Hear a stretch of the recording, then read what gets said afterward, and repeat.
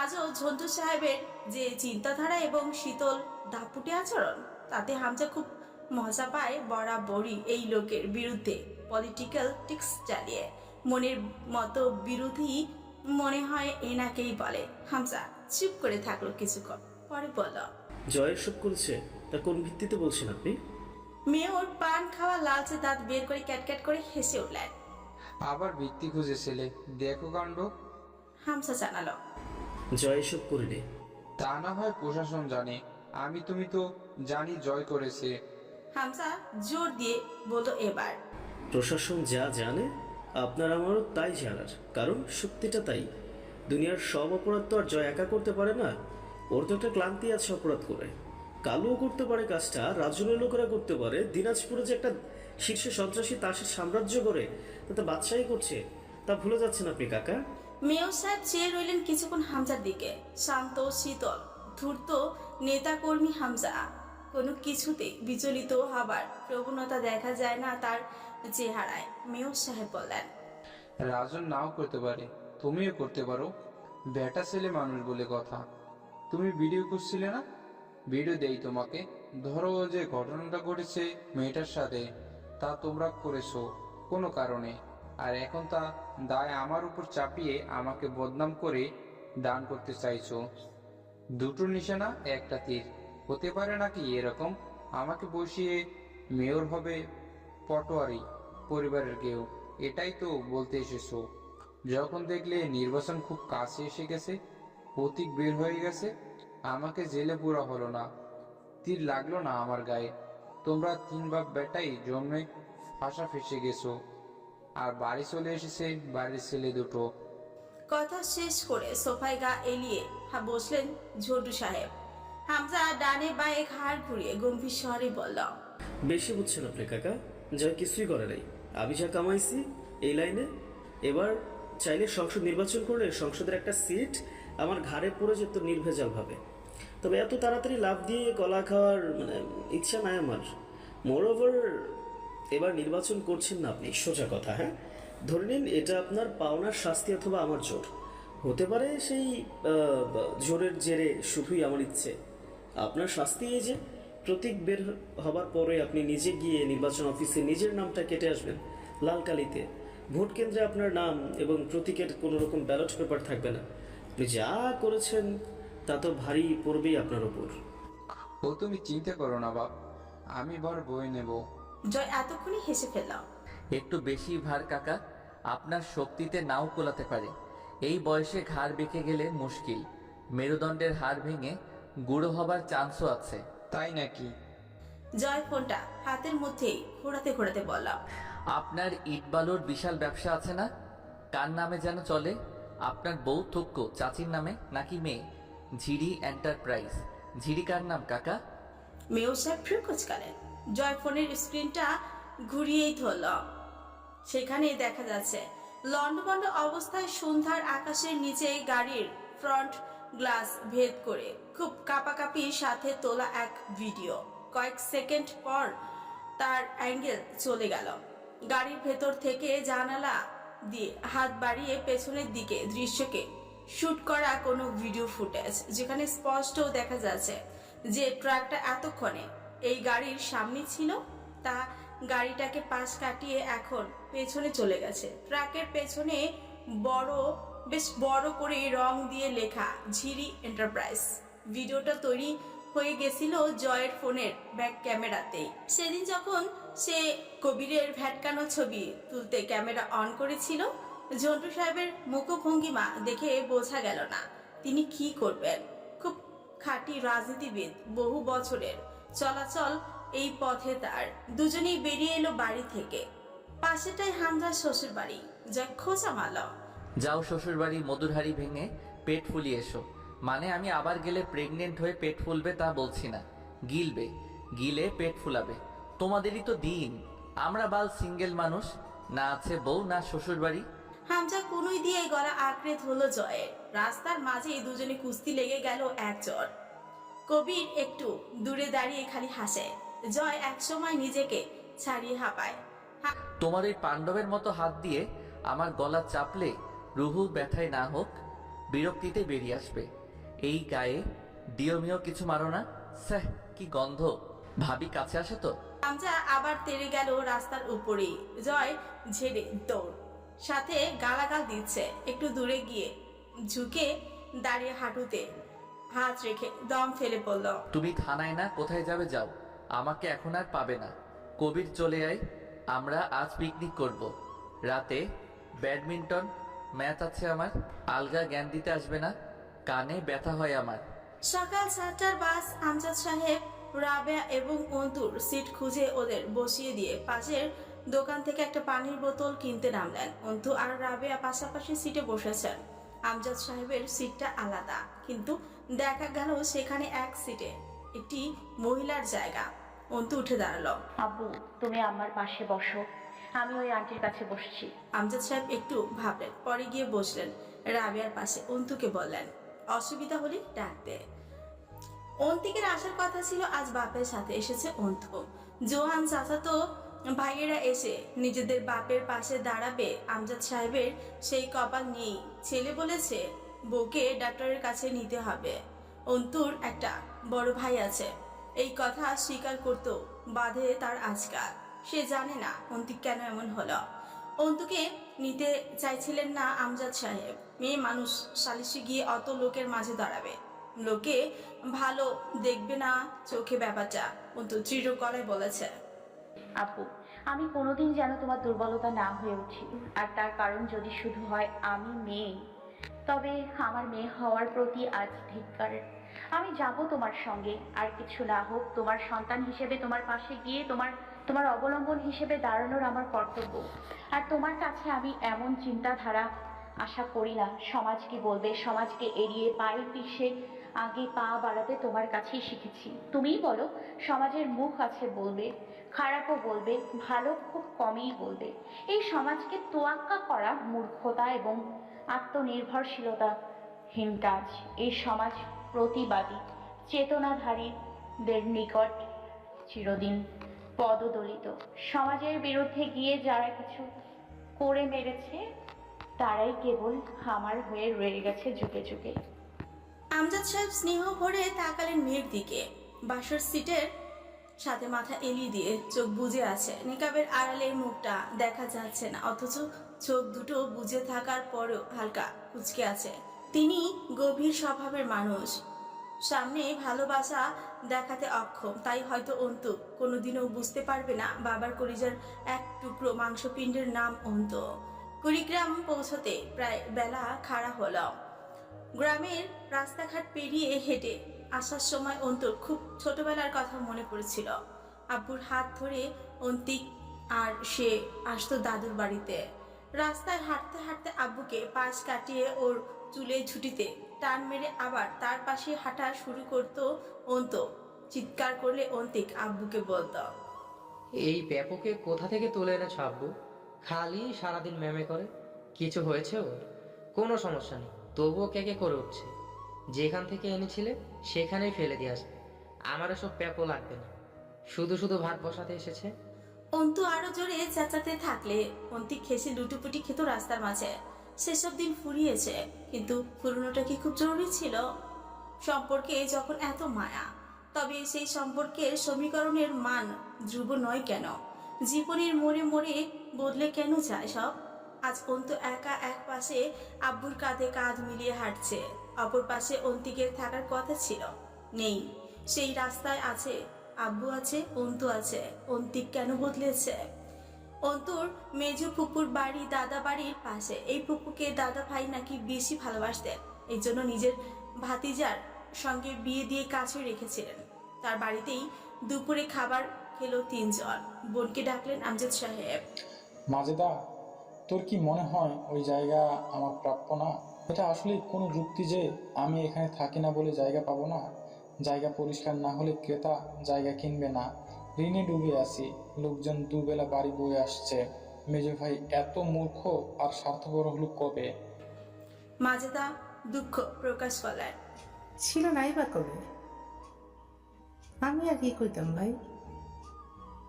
আমার মেয়েটারে খোঁজার সাথে বিয়ে দিছে, পুকুরটায় মাছ চাষ করে খায়।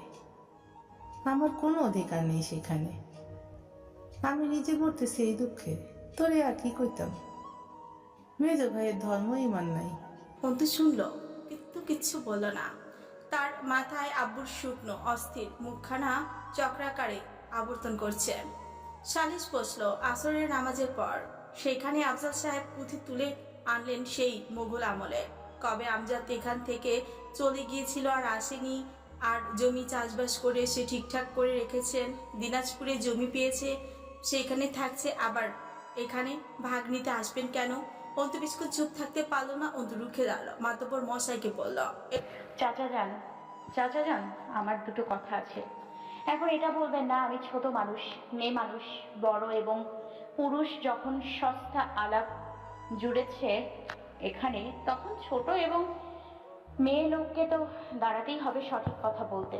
কেউ অবশ্য কিছু বললেন না, অথচ বিরূপ দৃষ্টি আটকে রইল কিছু কিছু ভাইরাস টাইপের মানুষগুলোর। অন্তু চাচাকে বলল, আপনি খুব যুক্তিসঙ্গত কথা বলেছেন কাকা। আব্বু এখানে থাকে না, সুতরাং এখানকার জায়গা তার প্রাপ্য নয়। সেই সূত্রানুসারে আপনিও দিনাজপুর থাকেন না। এখানে আপনার যে পুকুর হিসেবে জায়গা পড়ে আছে, ওটা আপনার পাওনা নয়। উত্তম বিচার। এক কাজ করুন, আগামীকাল কোর্টে চলুন। আপনার ওই জায়গা আব্বুর নামে এবং আব্বুর এই জায়গা আপনার নামে রেজিস্টার করার দুটো দলিলে দুজন সই করবেন এবং তা স্বয়ং আমি তত্ত্বাবধায়ক হিসেবে করাবো। কোনো গরমিল হবে না, আমাকে বিশ্বাস করতে পারেন। তো ওই কথাই রইল কাকা, কাল কোর্টে আসুন। সকলে একদম থ মেরে গেল। খেপে উঠে দাঁড়ালেন আফজাল সাহেব। চড়াইয়া দাঁত ফেলাই দেবো বেয়াদব মেয়ে লোক। তোর মতন কুলাঙ্গার মাইয়া জন্ম দিয়া আবার এই পারে জমি নিতে আইছে তোর বাপ। এক ঘরে করতো এই সমাজ, তোর মতো মাইয়ারে এই পাড়ায়। অন্তু হেসে ফেল। জি, কেন নয়? এই পাড়ার এই সুবিচারের ভয়েই তো এই পাড়ায় আসছি না জীবনে। অতি উত্তম বিচার হয় এই এলাকাতে, আর এমন সুসমাজে আমার মতো মেয়ে থাকলে প্রতি ক্ষণে তামাশা হবে। এজন্যই দূরে আছি, লেখাপড়া করছি, ভালোই চলছে। আজ আব্বুর বাপের ওয়ারিশ সূত্রে পাওনা জায়গা বিনা নোটিশে আপনার হয়ে গেছে। এত চমৎকার বিচার যে এলাকায় হয়, সে এলাকায় পা রাখার যোগ্যতা আমার নেই। সেই যোগ্যতা অর্জন করতে অনেক নিচে নামতে হবে কাকা। অত নিচে আমি নামতে পারবো না। এই বিচার দেখতে আসবো এই পাড়ায়, সেই সাহস আছে নাকি আমার? অন্তুর মুখে নিকাবের আড়ালের শুধু গাঢ় চোখ দুটো স্পর্শ দৃষ্টিগোচর হচ্ছে। সেই চোখে প্রতিবাদ, সেই চোখের তারায় তারায় সাম্যবাদ। আফজাল সাহেব অনেক রকমের বাহানা করলেন, এটা ওটা তুলে নিজের কীর্তন গাইতে লাগলেন, কিন্তু কাটিয়ে দিল অন্তু। এক বুড়ো মাতব্বর গোষ্ঠীর লোক আমজাদ সাহেব বলেন, ও আমজাদ মাইয়ারে উকিল বানাইলেও তো পারো গো। মাইয়া তো সুন্দর, বালা কথা কইতে পারে দেখতেছি। মাইয়া ডারে পড়াও, বহুদূর যাইব। হ্যাঁ, আমজাদ সাহেব হাসলেন। দোয়া করবেন চাচা, সেই আশায় আছে। শেষ অবধি মুখে মুখে একটা ফয়সালা এলো। আফজাল সাহেবের গোয়ালের যে অংশ আমজাদ সাহেবের জায়গা চলে গিয়েছে, সেইটুকু ভেঙে জায়গা বের করে দিতে হবে। এবং যেহেতু গোয়াল ইট পাথরের গড়াও নয় ওই অংশটুকু, সুতরাং যথাসম্ভব জলদি ভেঙে ঝামেলা মিটিয়ে দিতে হবে, যাতে আমজাদ সাহেব দ্রুত জমি বিক্রি অথবা যা খুশি করতে পারেন। অন্তু সন্তুষ্ট হতে পারল না। মুখের এই কথা ঘুরে যেতে চোখের পলকও ঠিক মতো ফেলতে হবে না। কোনো ডকুমেন্টস, স্ট্যাম্প পেপার ছাড়া এই কথাগুলো কত আনা সুষ্ঠুভাবে মানবে তার কাকা, সে ব্যাপারে যথেষ্ট সন্দেহ রয়ে গেল। মার্জিয়ার চাচার বাড়ির লোক সকল আসছে। মার্জিয়া রান্না করছে, যত্ন করছে। রাবেও টুকটাক উৎসাহী। অন্তুকে বুঝিয়েছে দেখতে এলেই বিয়ে হয় না।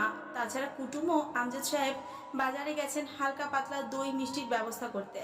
অন্তুর বুক ভার, মুখ গম্ভীর, টেবিলে কোনোই ঠেকিয়ে বইয়ে নজর বোলাচ্ছে। জানা নেই লোকগুলো কেমন হবে, তাদের সামনে বসার পর কি কি প্রশ্ন করবে, শেষ অবধি কি হবে। জীবন সঙ্গে আবুর মতো হতে হবে, কথা শেষ। অবশ্য এইটুকু ভরসা আছে, যেন তেন কারো সাথে সম্বন্ধ করবে না আমজাদ সাহেব। বই ছেড়ে উঠে পড়লেও পড়ায় মনোযোগ আসছে না। আলো বাতাস পূর্ণ ঘরটা আমজাদ সাহেব অন্তুকে দিয়েছেন। বারান্দার কিছু টব রাখা আছে, অ্যালোভেরা, পাথরকুচি, নয়নতারা, পাতাবাহার গাছ আছে। বারান্দা থেকে আলো ঠিকরে আসছে রুমে। রুমের মাঝে কিছুক্ষণ পায়চারি করলাম। পরনে কালো সালোয়ার কামিজ, ওড়নাটা সিল্ক সুতির, গায়ে জড়ানো, যার আঁচল মাটিতে ছুঁয়ে চলছে। চুলের বেনি খুলেছে অল্পক্ষণ, চুলগুলো এলোমেলো। ফুরফুরে ঠান্ডা হাওয়া আসছে বারান্দার গ্রিল ভেদ করে। খোলা দরজা দিয়ে ঘরের ভেতর। অন্তু পায়চারি করতে করতে হঠাৎই গেয়ে উঠল গুনগুনিয়ে। আগে কত বৃষ্টি যে দেখেছি শ্রাবণে, জাগেনি তো এত আশা ভালোবাসায় মনে। অন্তু থমকালো। সে এমন যুবতী সুলভ আচরণ সচরাচর করে না। মুচকি হাসলা। ফর্সা দেহে কালো পরিচ্ছদ দারুণ চমকাচ্ছে।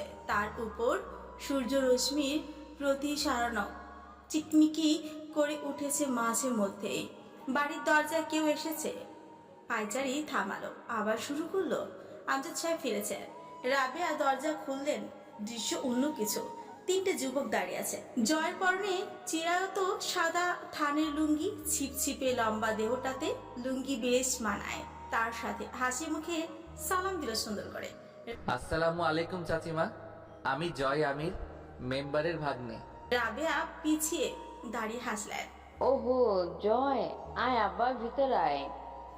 জয় ভেতরে ঠুকতে ঠুকতে বলা, আপনি চেনেন আমাকে? চেনবো না? রাস্তায় রাস্তায় পোস্টার দেখি তো, হামজার পাশে তোমার ছবি দেখি। জয় চমৎকার লাজুক হাসল। রাবেয়া নাস্তা আনতে গেলেন। জয় হাসল। আরমিনের মা খুব লোকসুলভ নারী। এদিক ওদিক তাকে তুকি করলো কাঙ্ক্ষিত মানুষটির দেখা পাবার আশায়। কবিরও লিমনকে বলল, মহাদেবের ভক্ত নাকি রে তোরা? আবার আলাদা করে বসার দাওয়াত দেব, বস। অন্তর রুম থেকে হালকা গুঞ্জন শোনা যাচ্ছিল। অন্তর ধারণা মেহমান এসেছে। পরক্ষণই মনে হলো পাওনাদের এসে আমার সাথে বিবাদ বাঁধিয়েছে। খানিক মানসিক প্রস্তুতির সাথে চুলগুলো হাত দিয়ে একটু এদিক ওদিক থেকে সরিয়ে দ্রুত কালো ওড়নাটা জড়িয়ে নিল মাথা দেহে। ওড়নার বর্ধিত এক প্রান্ত দ্বারা মুখটা ঢাকলো আলতো করে। বসার রুমে পা রাখতে চোকাচুকি হলো জয়ের সাথে। ঝাঁকুনি দিয়ে কেঁপে উঠল শরীরটা অন্তর। থমকানো হাতের শিথিলতায় মুখের আবরণ সরে ঠোঁট ফাঁকা হলো সামান্য। জয় চোখ সরালো না। ব্যাহের মতো ঘিরল অন্তর সতরটুকু। এর আগে সে তার চপ্পল প্রতিদ্বন্দ্বীকে দেখেনি। তার দৃষ্টিতে বহু কিছু সংমিশ্রণ। প্রথমে ক্রু হাসি ছিল, সেটা এক সময় বিলীন হয়ে অভিভূত হয়েছে চোখ দুটো। ধীরে ধীরে সময়ের আবর্তনে তাতে মিশেছে ক্রমশ মুগ্ধতা। বেশি হলে 4 সেকেন্ডের ব্যবধানে অঘটন ঘটল। চোখের পলকে মুখের আবরণ তুলে নিল অন্ত। মেরুদণ্ড শক্ত করে দাঁড়ালো। আপনি আপনি এখানে এসেছেন কেন? বাড়ি অবধি পৌঁছে গেছেন, আগে থেকেই চিনতেন আমার বাড়ি? জয় নিজস্ব ভঙ্গিমায় নজর ফিরিয়ে নিল। পায়ের উপর পা তুলে বসল। সোফার উপরি ভাগে এক হাত ছড়িয়ে বেশ আরাম করে অন্তর প্রশ্নের জবাব দিল। বাড়িতে অতিথি এলে এভাবে ট্রিট করো? আর্মিং নট গুড। ছ্যাঁ। অতিথি ভেদে আচরণের রং ভিন্ন ভিন্ন রকমের হয়। হ, আমারে অতিথি হিসেবে একটু বেশি পছন্দ হওয়ারই কথা। আফটার অল আমি। অন্তর মুখের কাঠামো শক্ত করল। রাবেয়া এলেন। তার মুখে স্মিত হাসি। জয় নিজের ফর্ম চেঞ্জ করে ভদ্র হলো। রাবেয়ার হাতের ট্রের দিকে চেয়ে বলল, আরে আন্টি, এসব কি? দুটো কথা বলতে এসেছি, তা না শুনে কিসব আয়োজনে লেগেছেন? ছেলে বেশি কথা বললো। স্বর নরম করলেন। খা বাপ, ঠান্ডা পানি আনি। অন্তু হতাশ হলো। তার মাটা ভীষণ সরল। যে কোনো যুবক যুবতীকে খাতির করেন। মহানবী যুবকদের ভালোবাসতেন। তাই জয় এক টুকরো খাবার তুলে দাঁতের আগায় ছোট্ট কামড় দিয়ে রাবেয়ার চোখ বাঁচিয়ে অন্তুকে চোখ মারল। শয়তানের মতো হাসল। রাবেয়াকে জিজ্ঞেস করল, আজ কোনো আয়োজন আছে নাকি বাড়িতে চাচি আম্মা? গম গম করছে বাড়ি কেমন? রাবেয়া হাসলেন। হ বাপ, আমার ছেলে শ্বশুরবাড়ির লোক আসবে, সাথে অন্তরে দেখতে আইতেছে। ফিরুচিয়ে হাসল। আচ্ছা। অন্তু মায়ের উপর বিরক্তিতে তাতে দাঁত খেয়েছিল, কিন্তু ভেতরে গেল না। কি উদ্দেশ্যে এসেছে জয় আমির তা অনিশ্চিত। রাবেয়া জিজ্ঞেস করলেন, কেন আসিলি বাপ? জয় হাসলো। আসলে চাচিমা, ক্লাবের চাঁদা নিতে এসেছিলাম। জোর জবরদস্তি নেই কোনো, ইচ্ছে হলে। রাবেয়া উঠে দাঁড়ালেন। এমনি বলতেছিস কেন? পাড়ার ক্লাব তো আমাদের সুরেখা, হামজা, তুমি এরা তো সোনার ছেলে। দাঁড়া। রাবেয়া গেল অন্তুর উপর খ্যাক খ্যাক করে উঠল জয়। আম্মা জান তো ভালোই, তুমি শালি এরকম খিটখিটে কেন? অন্তু ছাজিয়ে উঠল। দুর্ভাগ্যবশত আম্মা আপনার প্রকৃতি জানে না। কেন এসেছেন সেটা বলুন। তোমারে দেখতে আইছিলাম, তুমি যা খ্যাচরা। ধন্য করলেন। জয় ঠকঠক করে এক গ্লাস পানি খেলো। অন্তু বেশ শান্ত করে বলল, আপনাদের ক্লাবের জন্য চাঁদা চাইতে আসতে লজ্জা করলো না? কি কাজে লাগে এই শয়তানের ঘাঁটি? জয় হাসলো। বাড়ি বয়সে যদি থাপড়ে যাই, ব্যাপারটা খারাপ দেখাবে না আর্মিন? চুপ করো, নয়তো তোমার মাটা মানবো বলে মনে হয় না। থাপড়ে 4টা দাঁত উপড়ে দেব। বাড়ি অবধি যখন চলে এসেছি, তোমার টুটি চেপে ধরে দম আটকে মারতে কতক্ষণ? অন্তু চুপ রইল। সে ভয় পাচ্ছে এমন নয়। জয়ের মতো উগ্র ছাত্র নেতাদের ভয় পাওয়াই তো নিয়ম। ওরা জঙ্গলি। জয় মুখ ফ্যাংচায়। আজ নাকি বলি দেয়া হবে তোমার? কোন মনসুর আসতেছে দেখতে? নজর ঘুরিয়ে পুরো আপাতমস্তক উপর নিচ করে দেখলো অন্তর। ভালোই লাগছে তার। অন্তর সেই নজর লক্ষ্য করে জমে গেল যেন। বাড়ি বয়ে এসে এক অমানব তার শরীর মাপছে। আল্লাহ পাক কবে পিছু ছাড়বেন এই শয়তানের থেকে? রাবেয়া উৎফুল্ল পায় রুমে ঢুকলেন।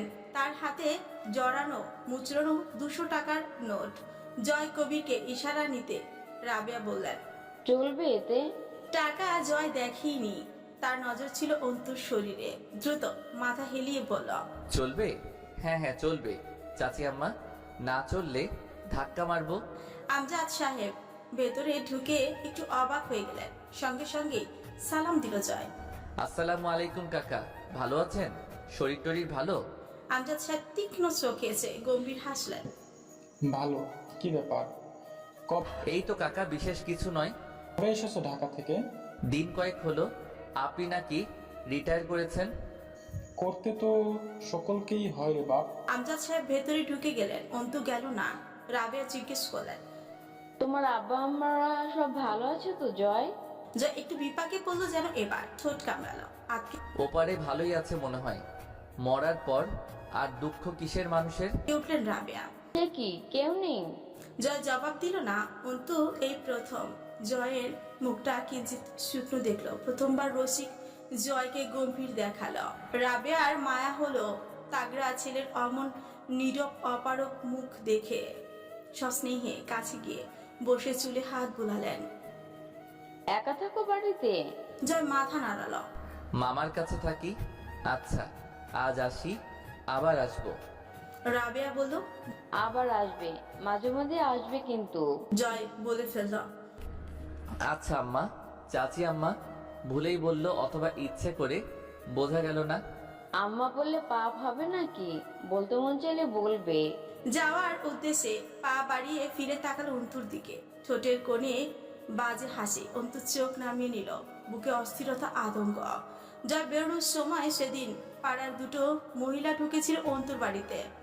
জয় সহ কবির লিমনকে ঘুরে ঘুরে দেখছিল তারা। অন্তুর ভয় হলো। বাঁকা নজর, বাঁকা চিন্তাধারার মহিলাদের না জানি কোথায় গড়া এই নীরব দৃষ্টি। বাহিরে বেরিয়ে রোদ চশমা চোখে লাগালো। বাইরে রোদ। কবির বলল, ভাই, আমাদের ক্লাবের চাঁদার জন্য তো আগে এদিকে আসা হয় নাই। তাতে কি? গতকালের পিকনিক আজ আছে, সেই জন্য টাকা নিলেন। বিরক্ত হলো। তোর মনে হয় আমাদের পিকনিক এসব টাকায় হয় বা হবে? গু খাওয়া ছেড়ে দিয়েছিস নাকি বেশি খাচ্ছিস? এ ব্যাপারে আর প্রশ্ন করিস না। কবির গোমরা মুখে বলল। জয় কি করবো এই টাকার? হাসল। কত দিয়েছে? 200। যা, আর কিছু লাগিয়ে 1 প্যাকেট বেনসন অ্যান্ড হ্যাজেসান, যদি হয় তো 1 বোতল বাংলা মালও আনতে পারিস। পিকনিকে যতক্ষণ রান্না শেষ না হয় চলবে। ক্লাবের পেছনে বিশাল খোলা মাঠ। সেখানে ব্যাডমিন্টনের তারজালি টানানো, লাইট লাগানো হয়েছে, কোট আঁকানো হয়েছে। কেউ কেউ র্যাকেট দিয়ে শাটল কক টোকাচ্ছে। সেখানে ক্লাবের দোতলা মরিচ ধরা বিল্ডিং, দোতলার উপরে পেছনের দিকে মাঠের উপরে খোলা বারান্দা বা ছাদ অথবা সিঁড়ির মতো 7-8 জন ছেলেরা দাঁড়িয়ে বসে আছে সেখানে। অর্ধেক কার্নিশের ওপর ঝুঁকে দাঁড়িয়ে আপন মনে সিগারেটের ধোঁয়া গিলছে জয়। এই সময় সে গা গরম রাখতে ব্যাডমিন্টনে নেমে পড়েছে। জম্পেশ পিটিয়েছে, ঘেমে নিয়ে একাকার হয়ে যায় শরীর। আজ রান্নার কাছে না গিয়ে বড় উদাস চোখে উপরে উঠে এসেছে গিটারটা কাঁধে নিয়ে। তারপর থেকে একটা করে সিগারেট জ্বালাচ্ছে। হামজা ঠুকলো, সকলে একযোগে দাঁড়িয়ে সালাম ঠুকলো। হামজা জয়ের পাশে দাঁড়িয়ে আকাশের দিকে তাকিয়ে জিজ্ঞেস করলো, কি ভাবছিস? ভাবছি না। কি হয়েছে? কোনো সমস্যা? সমস্যাই তো। কি? জয় তাকালো। আমার জীবনের সবচেয়ে বড় সমস্যা হলো আমার জীবনে কোনো সমস্যা নাই। এই সমস্যাটা একটা সমস্যা না ভাই?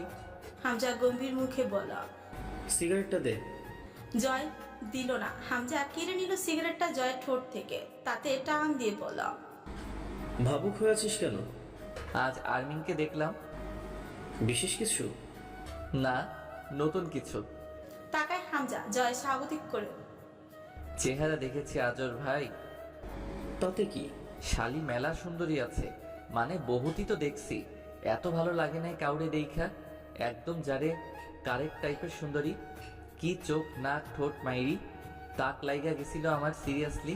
হামজা হেসে ফেলল। মাথার সার্কিট ফিউজ হয়ে গেছে তোর? হ, আগে বহু মাইয়া দেখছি, মাগার আমারে বিশেষভাবে আকর্ষণ করবার পারে নাই। আগেও ওর চোখ দেখছি, কিন্তু সেই রকম ভাবে খেয়াল করি নাই। আজ কিছুক্ষণ খালি ভ্যাবলার মতো চাইয়া দেখছি। ছ্যা, এমনি যে ভাবশালীর, আবার যদি এমনে ঠুটকা খাই তাইলে তো। অবশেষে বিশাল সমস্যায় পড়েছিস, অর্থাৎ তোর সমস্যা শেষ। জয় হামজার চোখে তাকিয়ে হো হো করে হেসে উঠল। সাথে হামজাও চট করে হাসি থামিয়ে বলল, ইচ্ছে করে কানের নিচে চাইখান বাজাই। কথা শেষ করে ঢোক গিল যেন কথা ফুরায়নি, তবুও থামলো জয়। হামজা হাসল। এরপর? জয় হাসপাস করে উঠল। নিজে এরপর থেকে শান্তি লাগতেছে না, বুকে বড় জ্বালা। আকাশের দিকে তাকাইয়া আছি, মাঝে মধ্যেই ফর্সা মুখটা ভাইসা উঠতেছে, যেমনি আগে সিনেমায় দেখতাম। চিঠির পাতায় চিঠি, প্রেরকের মুখ অমনে।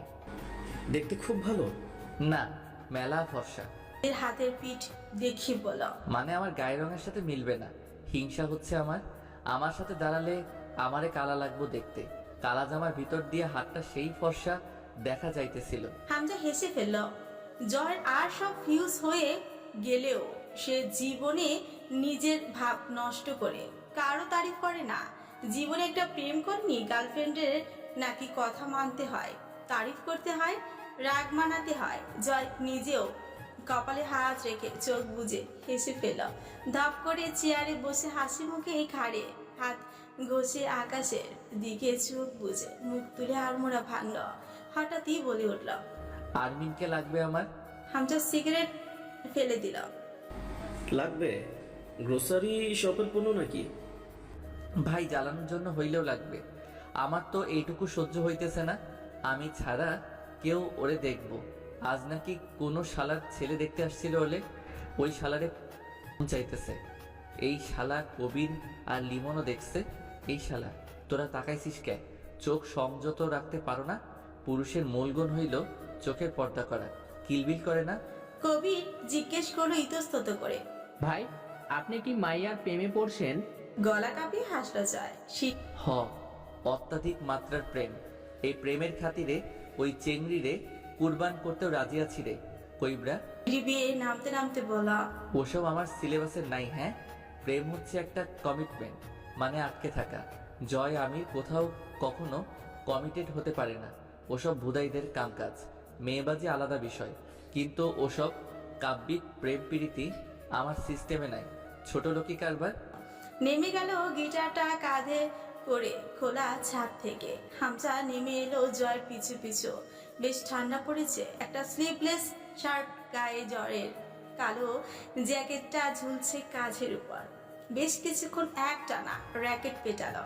গা ঘেমে প্যাক প্যাক হয়ে উঠল, চিৎকার করলো মিউজিক বক্সের পাশে বসা থাকা ছেলের উপর। গানের সাউন্ড বাড়া। ভাত খাও নাই শালা দুপুরে? এনার্জি ড্রিঙ্ক কিনে এনে দিই একখান। ধুমধারাকা গান বাজছে। জয় একাধারে র্যাকেট পিটিয়েই গেল। শাটল কক সামনে আসছে তো গায়ের সমস্ত জোর দিয়ে পিটিয়ে যাচ্ছে। একবারও মাটিতে পড়ার সুযোগ দিল না। এমনভাবে দাঁত খিচি খিচি পিটিয়ে আঘাত করছে যেন কোনো চাপা ক্ষোভ ঝরছে ওই পিটানোতে। ক্লান্ত হয়ে এসে ভেজা ঘাসের উপর শুয়ে পড়ল। এই পথ আগেরই মতন ঠিক তেমনই আছে। এই রাত সেই রাতের কত কথা বলে। চলে যাওয়ার বিস্বাদ সুর এখনো হৃদয়ে বাজে। তারপরেও কেন যেন এখানেই ফিরে আসে। সব ভুলে গিয়ে আবার হারাতে চাই। তারপরেরটুকু আর গাইলো না, আবার নতুন সুর তুলল গিটারে। এবারে ছাঁচালো সুর উঠেছে। ছেলেরা বিমোহিতের মতো ঢুলছে তালে তালে। জয়ের প্রাণোচ্ছল চঞ্চলতা ক্লাবের ছেলেদের প্রাণ শক্তি যোগায়। ওরা নিঃস্বার্থ এক একটা জয়ের উপর। জয়ের গানের গলা অদ্ভুত সুন্দর, কেমন এক গা ছমছম, মাথা কেঁপে ওঠে গলাটা যখন সে গলা ছেড়ে ব্র্যান্ড পার্টির মতো মাথা নাড়িয়ে পাগলের মতো গান গায়। জয় আবার গাইল। তুমি কি দেখেছো কবু জীবনের পরাজয়? দুঃখের দহনে করুণ রোদনে তিলে তিলে তার ক্ষয়, তিলে তিলে তার ক্ষয়। সকলে বিমোহিতের মতো চেয়ে রয়ে জয়ের বোঝা চোখ দুটোর পানে। গলা ছেড়ে মনের গভীর থেকে গান গাইছে। একমাত্র বোধ হয় গান গাওয়ার সময় জয় মনের গভীরে ডুব দেয়, অন্যথায় তাকে কখনো সিরিয়াস বা ইমোশনাল হতে দেখা যায়নি। অথচ এই গিটার তার বহিঃপ্রকাশ, অল্প একটু সত্যতা আর পরম স্নেহের ধন।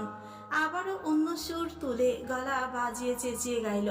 খাজার নামে পাগল হইয়া ঘুরি আমি আজমির গিয়ারে। এত করে ডাকলাম তারে, এত করে ডাকলাম তারে, তবু দেখা পাইলাম না। পাগল ছাড়া দুনিয়া চলে না, ওরে পাগল ছাড়া দুনিয়া চলে না। রান্নার কাজে এইসব দেখাশোনা খুব পটু।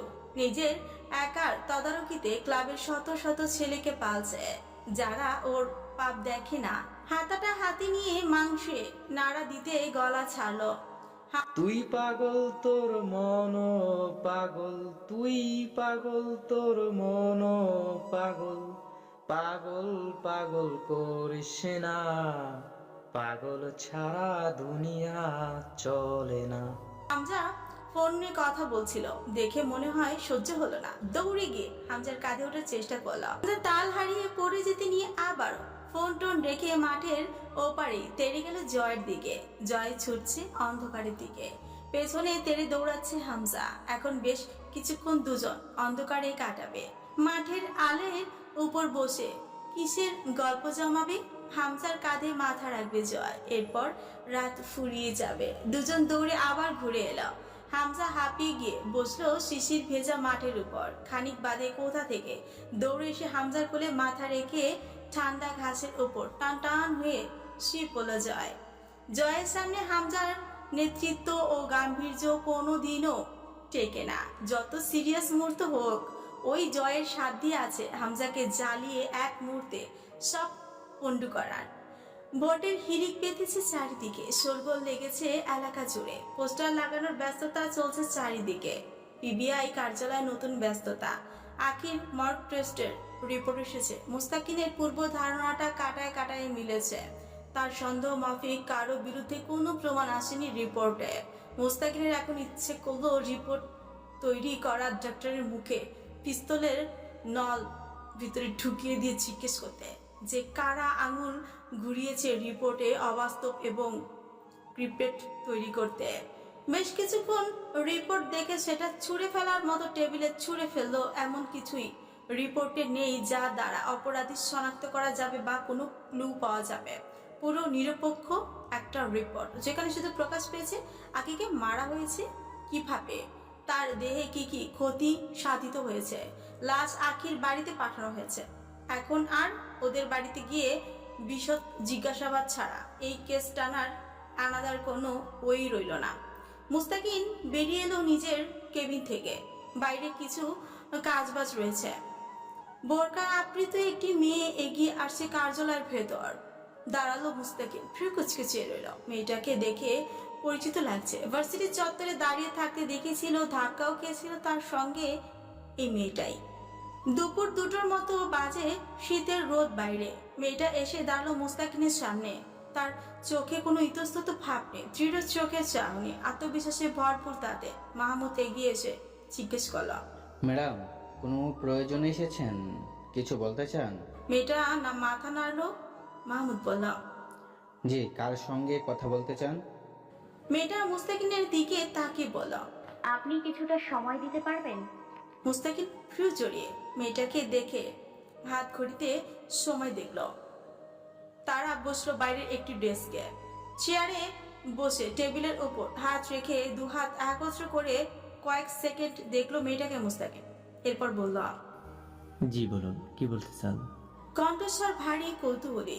আমি মেহজাবিন আরমিন অন্তু, দানেশ বিশ্ববিদ্যালয়ের ছাত্রী।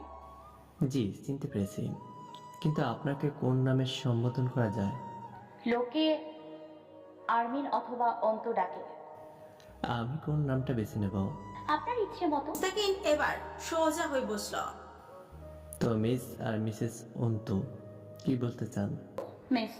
মুস্তাকিন খাট কাত করলো। অন্তু বলল, আপনাদের টিম রিসেন্ট যে কেসে কাজ করছে সে ব্যাপারে কথা বলার ছিল। মুস্তাকিন সন্তর্পণে কপাল জড়ালো। আপনি কিছু জানেন? কি বলতে চান এ ব্যাপারে? আপনারা কতদূর পৌঁছেছেন? মুস্তাকিন মাথা নাড়ল। দুঃখিত, আমজানা তাকে আমাদের তদন্তের ব্যাপারে এভাবে তথ্য দিতে পারি না। তা দিতে পারেন না, তবে তা না জানলে আমি গতিবিধি বুঝবো কি করে? জহুরি চোখে তাকালো মুস্তাকিন। আপনি কিসের গতিবিধির কথা বলছেন? কি জানেন? খুলাসা করুন, বুঝতে পারছি না। লাশ আসার পর আখিদের বাড়িতে গিয়েছিলেন? না, যাইনি। অন্তু বলল, আমি ওখান থেকে আসছি। আবারও নতুন করে ঘা জেগে উঠেছে বাড়ির। আপনারা কাউকে সন্দেহ করছেন না? রিপোর্ট কি বলছে? সরাসরি এভাবে একটা মেয়েকে এত দ্বিধাহীন এইসব কথা বলতে শুনে একটু অপ্রস্তুত বোধ করলো মুস্তাকিন। কথাগুলো খুব পেশাগতভাবেই বলছে অন্তু। মুস্তাকিন চোখ নামিয়ে ভাবুক হয়ে রইল কিছুক্ষণ। এরপর বলল, আপনি ঠিক কি বোঝাতে বা বলতে চাচ্ছেন অন্তু? রিপোর্ট দিয়ে নিশ্চয়ই তেমন কিছু বের হয়নি, তাই না অফিসার? মুস্তাকিন ফ্রি কুচকে ফেললো। অন্তু বলল, আমার প্রথমে জয় এবং হামজার ওপর সন্দেহ হয়েছিল। আর এখন হচ্ছে না? হলে কেন হয়েছিল, আর না হলে কেন হচ্ছে না? অন্তু হাসল। ব্যাপারটা অতটাও সরল সহজ নয়, তা আপনিও জানেন অফিসার। এভাবে ধারণার উপর ভিত্তি করে কেস মিলে যাবার মতো কেস নয় এটা। আপনি কি এটা জানেন কিছুদিন আগে আখির মেজ ভাই সোহান মারা গিয়েছে? মুস্তাকিন জবাব না দিয়ে তাকিয়ে রয় অন্তুর দিকে। এই ব্যাপারটা নিয়ে ঘাপলা কাজ করছিল আমার ভিতরে। আজ তো কিছু জিজ্ঞাসাবাদ করার মতো অবস্থায় নেই ও বাড়ির লোক। তবে আমার মনে হয় সোহানের মৃত্যুটা স্বাভাবিক ছিল না, এখানেও কোনো ব্যাপার আছে। অন্তু বলল। মুস্তাকিন হাত দুটো একত্র করে গুটিয়ে থুতনির কাছে নিয়ে এলো। শার্টের ওপর দিয়ে তার বাহুর পেশি ফুলে উঠেছে। কবজিতে ঘড়ি, গলার কাছে শার্টের বোতাম খোলা, হাতা গোটানো কোনই অব্দি, বিন্যস্ত পোশাক ও চেহারা। সন্ধিয়ান কণ্ঠে জিজ্ঞেস করল, আপনি এসবে এত ইন্টারেস্ট নিচ্ছেন কেন? অন্তু চুপ রইল ক্ষণকাল। হঠাৎই বলল, আজ আমি চুপ থাকবো, তামাশা দেখবো। আখির পরের শিকারটা আমি হব না, এমন গ্যারান্টি কার্ড তো পাইনি। আর তাছাড়াও মুস্তাকিন সপ্রতিভ হয়ে চাইল, ভ্রু উজালো। তাছাড়া আখির পরিবার ভয়ে বারবার বলছে বিচার চাই না। ধরুন ওদের হয়ে সেই সকল জানোয়ারদের বিচার আমি চাই। চাপা তেজ বহির্ভূত হলো অন্তুর কণ্ঠস্বর ভেদ করে। মুস্তাকিন মাথা নেড়ে সম্মতি জানিয়ে জিজ্ঞেস করল, তো আপনি কি চাইছেন? আমাদেরকে সাহায্য করতে চান এই কেসে? সাধারণ মেয়ে আমি, এতখানি ক্ষমতা নেই এরকম একটা ভয়ানক কেসে মাথা ঢুকিয়ে অ্যাক্টিভিটির সাথে আপনাদের সহায়তা করব। তবে এটুকু দাবি জানাতে এসেছি, যে কোনো মূল্যে এই কেসের শেষ দেখবেন আপনারা। আখির মৃত্যুর জন্য না হোক, মেনে নিলাম কোনো না কোনো একদিন মানুষের হায়াত ফুরোয়, সকলের কপালে স্বাভাবিক মৃত্যু লেখা থাকে না, কিন্তু ওর সম্মানহানি এবং ওর সাথে হওয়া অত্যাচার যেন চাপা না পড়ে যায় আপনাদের গাফিলতির নিচে, এই অনুরোধটুকু করতে এসেছিলাম। মুস্তাকিন সঙ্গে সঙ্গে জবাব দিল না, কিছুক্ষণ চুপ রইল। পিবিআই কার্যালয়ে এসে পিবিআই অফিসারের কার্য গতিবিধিতে আঙুল তোলার সাথে সাথে বিচার দাবি করছে। ইন্টারেস্টিং লাগলো মুস্তাকিনের কাছে ব্যাপারটা। তবে প্রমাণ এবং কুলোর খুব অভাব কেসটাতে। এমন কোনো সূত্র এখন অবধি আমাদের টিমে পায়নি যার দ্বারা এই কেস এগোতে পারে। এরকম আর কিছুদিন না পেরে কেস এমনিতেই চাপা পড়ে যাবে।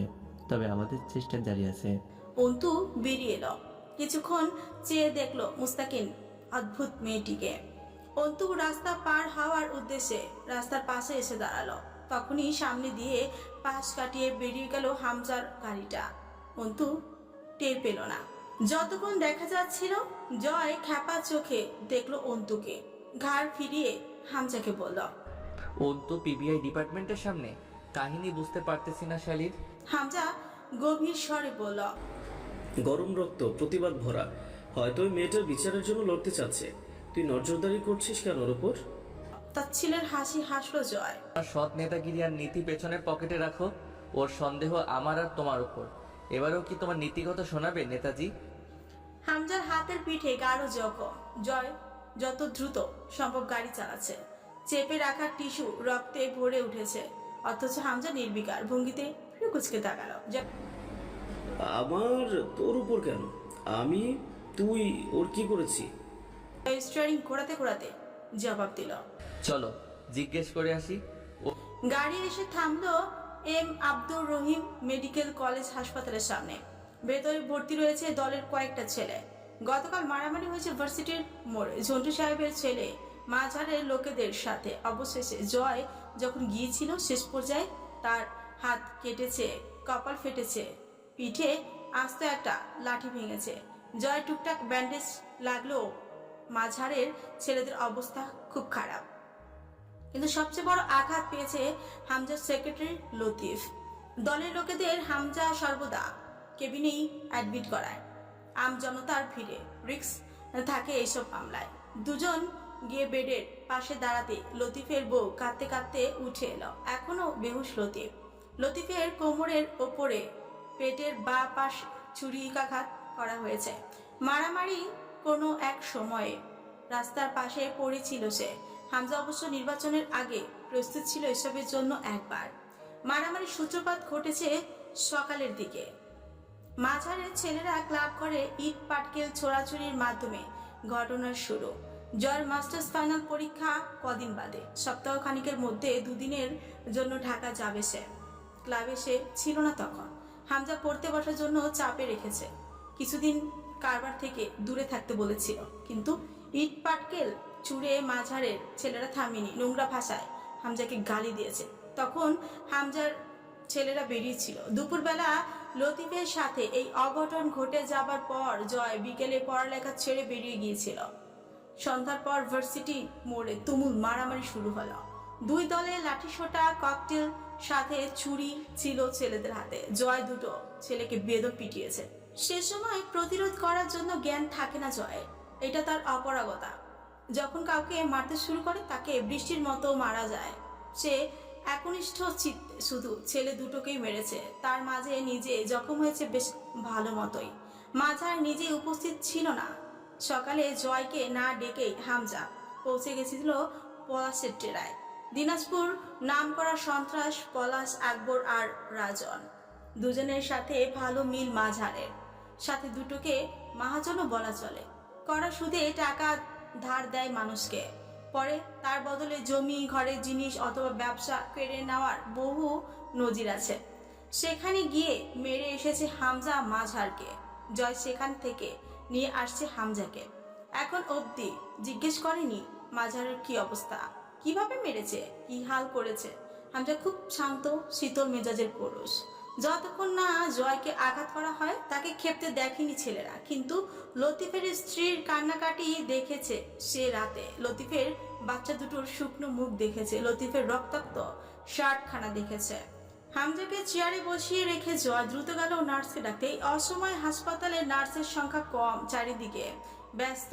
নার্স দাঁড়াতে বলল জয়কে। হুট করে জয়ের মেজাজ চটল, অমানুষের মতো হয়ে উঠল মুহূর্তেই, দাঁত খিচে উঠল। ওঠো, তাড়াতাড়ি ওঠো।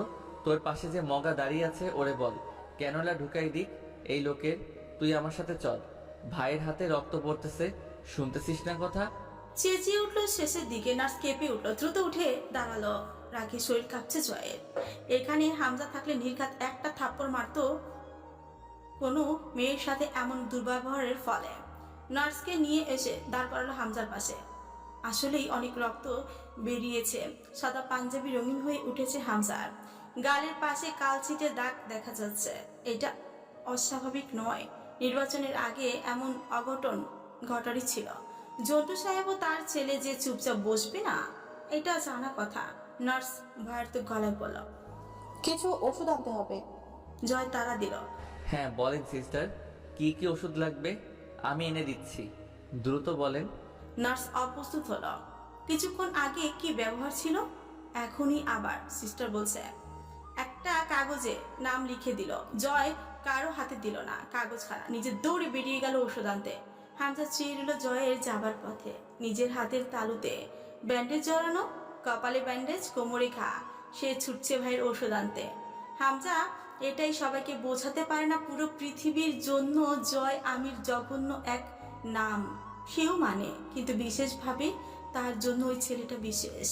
লতিফের চিকিৎসার সমস্ত খরচা হামজা বহন করল। কেবিনের বাইরে দাঁড়িয়ে রইল সকলে। শেষ রাতের দিকে সার্জারি করা হয়েছে লতিফের, এখনো সেন্স ফেরেনি। চিন্তিত মুখে নিজের ব্যথা ভুলে উদ্বিগ্ন ভঙ্গিতে পায়চারি করে চলল হামজা। সে কোনো সময়ই চায় না তার জন্য দলের ছেলেরা মূল্য দিক। সেদিন নিষেধ করে আসার পর হামজা নির্বাচন অফিসে গিয়ে ঝন্টু সাহেবের আপিল বাতিল করে এসেছে। তাতে যে ঝন্টু সাহেব খেপবেন তা জানা কথা, তবে আঘাতটা লতিফকে করে ওর পরিবারকে বিধ্বস্ত করে তোলাটা ঠিক হয়নি ঝন্টু সাহেবের। মাজার ভালো ঘা খেয়েছে। যতদিন নির্বাচন শেষ না হচ্ছে ঝামেলা যে টুকটাক লেগেই থাকবে এও জানা কথা। নির্বাচনের পরেও কোনো বিশেষ ঝামেলা হওয়ার চান্স রয়েছে। রাত করে বাড়ি ফিরল হামজা। জয় ঢুকে পড়ল নিজের ঘরে। তার পড়ালেখায় গাফলতি চলবে না এখন। ঘরে ঢুকে চেঁচিয়ে ডাকলো মামুনিকে। দ্রুত পায়ে তরু এগিয়ে এলো। কি হয়েছে জয় ভাইয়া? খালামণি অসুস্থ? ব্যথা বেড়েছে? কিছু দরকার? জয় জ্যাকেটের চেইন খুলে ইশারা করলো জ্যাকেটটা খুলে নিতে। তরু জ্যাকেটটা খুলে নিয়ে সেটা হ্যাঙ্গারে বাঁধিয়ে রাখলো। জয় বাথরুমে ঢুকতে ঢুকতে বলল, এক কাপ গরম কফি বানিয়ে দে তো, আমি মামির কাছ থেকে ঘুরে এসে খাবো। আর ঘরটা ঝাড়ু দে, পায়ে নোংরা বাজছে। তরু ঝাড়ু দিতে দিতে দেয়ালের দিকে তাকায়। চারিদিকে বড় ছোট ফ্রেমে বাঁধানো জয়ের ছবি, ওয়ালমেটে ভর্তি ঘরের দেয়াল। জয় যখন মামির রুমে এলো দেখলো হামজা মায়ের মাথার কাছে বসে আছে। মামা বারান্দার পাশে চেয়ারে বসা, মুখ পাকালো জয়। ওখানে বসে কি নিজেকে বীরপুরুষ প্রমাণ করতে চাইতেছো?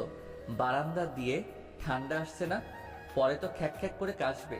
তোমার কাশির আওয়াজ শুনতে একটুও ভাল লাগে না। মামা দরজা আটকে বসো। শাহানা ব্যথায় কুকড়ে গেছে। হামজা মাথা নিচু করে বসে আছে মায়ের শিওরে। জয় বকে উঠল, শালা ডাক্তাররা যদি কষ্টের সময়ে চিকিৎসা না করতে পারবে তাইলে ডাক্তার ট্যাগ লাগানোর মানে কি? ব্যথা এখন সার্জারি করবে মাস কয়েক পরে, এইটা কোনো চিকিৎসার মধ্যে পড়ে? তুলি জবাব দিল, তুই চুপ থাক, না বুঝে চেঁচাবি না। সব কিছুই তো আর তোর মুখের বকার মতো সহজ না। আগে ওষুধ খাইয়ে ভেতরে একটা সার্জারির মতো পরিবেশ তৈরি করে এরপর সঠিক সময়ে সার্জারি করবেন ডাক্তারেরা।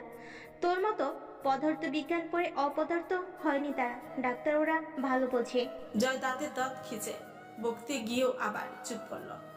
এখানে সবার মন খারাপ, এখন চুপ থাকা ভালো মানুষের কাজ। জয়ের ধারণা সে খারাপ হলেও মাঝে মধ্যে একটু ভালো মানুষের মতো আচরণ দেখিয়ে লোককে চমকে দেওয়া ভালো। বাইরে বেরিয়ে এলো। বাড়িটা খুব বিষণ্ণ লাগছে। জয় ভালো লাগছে না বিষয়টা। কালোই গিয়ে কোয়েলকে আনতে হবে। ও থাকলে এখন দৌড়ে এসে কোলে উঠে আবদার করত, মামা আমিও পেন্ডেন্ট লাগাবো, আর এরপর দুজনে টকে কিনতে যাবো। মিটিং মিটিং হবে তোমার আমার বিন্দের। শরীরের ব্যথা রাত বাড়ার সাথে সাথে প্রকট হচ্ছে। বারান্দায় গিয়ে দাঁড়িয়ে সিগারেট ধরল। কোমরের ক্ষততে টান পড়েছে, পুরো গা হাত পা বিষ ব্যথা হয়েছে। এখন বোঝা যাচ্ছে জয়ের রুমটা বাড়ির পেছনের দিকে। এখান থেকে বাড়ির পেছনের জঙ্গল চলে গেছে, বিশাল ফাঁকা পতিত জমি পড়ে আছে, সেখানে জংলি গাছপালা জমেছে। তরু কফি করে রেখে চলে যাবার সময় জয় ডাকলো, খাবারটা রুমে দিয়ে যা তো। জয় জানে ও না বললেও মেয়েটা ঠিক নিতে আসতো। কেন এত যত্ন করে জানা বা বোঝার চেষ্টা করেনি কখনো জয়। তবে এই নিঃসঙ্গতা পাপে ভরা জীবনে এই মেয়েটার বেশ মনোযোগ পায় সে। তরু খাবার আনলো। জয় তখন বিছানায় বসা। তরু খাবার রেখে চলে গেল না, দাঁড়িয়ে রইল। জয় জিজ্ঞেস করলো, দাঁড়িয়ে আছিস কেন? চিকন মিষ্টি কণ্ঠস্বর তরুর। আপনি নিজ হাতে খেতে পারবেন, আমি খাইয়ে দেব। অবাক হলো না জয়, সে জানতো এমন কিছুই বলবে তরু। চেয়েও রইল তরুর মুখের দিকে কয়েক সেকেন্ড, এরপর মাথা নেড়ে সম্মতি জানালো। যত্ন করে খাওয়াতে বসলো তরু। খাবার চিবুতে চিবুতে একবার তরুকে দেখে নিয়ে নিঃশব্দে হাসলো জয়। আমি খারাপ, লোকে নাম শুনলেই নাক ছিটকায়। তুই বিশেষ এই যত্ন কেন করিস? তরুর চোখের ঘন পাপড়ি নড়ে উঠল। একবার তাকিয়ে চোখ নামিয়ে নিল, আস্তে করে বলল, হা করুন। জয় লোকমাটা গালে না নিয়ে আবারও হাসল। ভালোবাসিস আমায়? হাত থেমে গেল তরু, চোখের কোণে জলের ছিটা জমেছে। জয় হালকা ব্যস্ত হলো। এই পাগলি, এই কাঁদছিস কেন?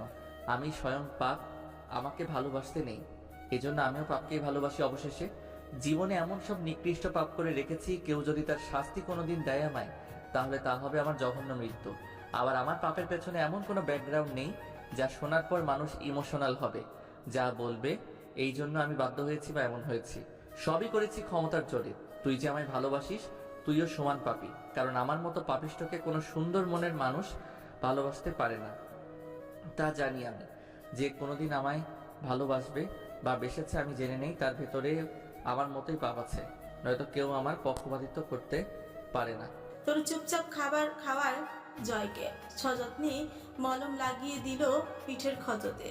ওষুধগুলো খাইয়ে দিয়ে জয়ের হাতের ঘড়ি শার্টটা খুলে দিল, শুইয়ে দিয়ে কম্বলটা গলা অবধি তুলে দিয়ে মাথার কাছে বসলো। গভীর মনোযোগের সাথে জয়ের মাথায় হাত বুলিয়ে দিল, চুল টেনে দিল, কপাল টিপে দিল। জয় চোখ বুজে চুপচাপ নেয় সেই সেবাগুলো। এক দৃষ্টিতে চেয়ে রয় তরু জয় মুখের দিকে। খোঁচা দাড়ির গালটা হাত দিয়ে আদর করতে ইচ্ছে করে। জয়ের নিঃশ্বাস ভারী ভারী পড়তে শুরু করে।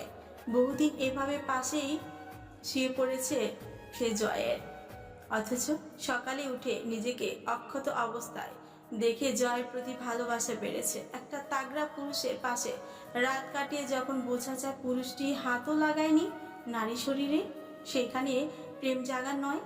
তরু মানে জয় খারাপ, কিন্তু তার আপেক্ষিকতায় জয়ের খারাপের শিকার হয়নি সে, সুতরাং তার ভালোবাসা জায়েজ।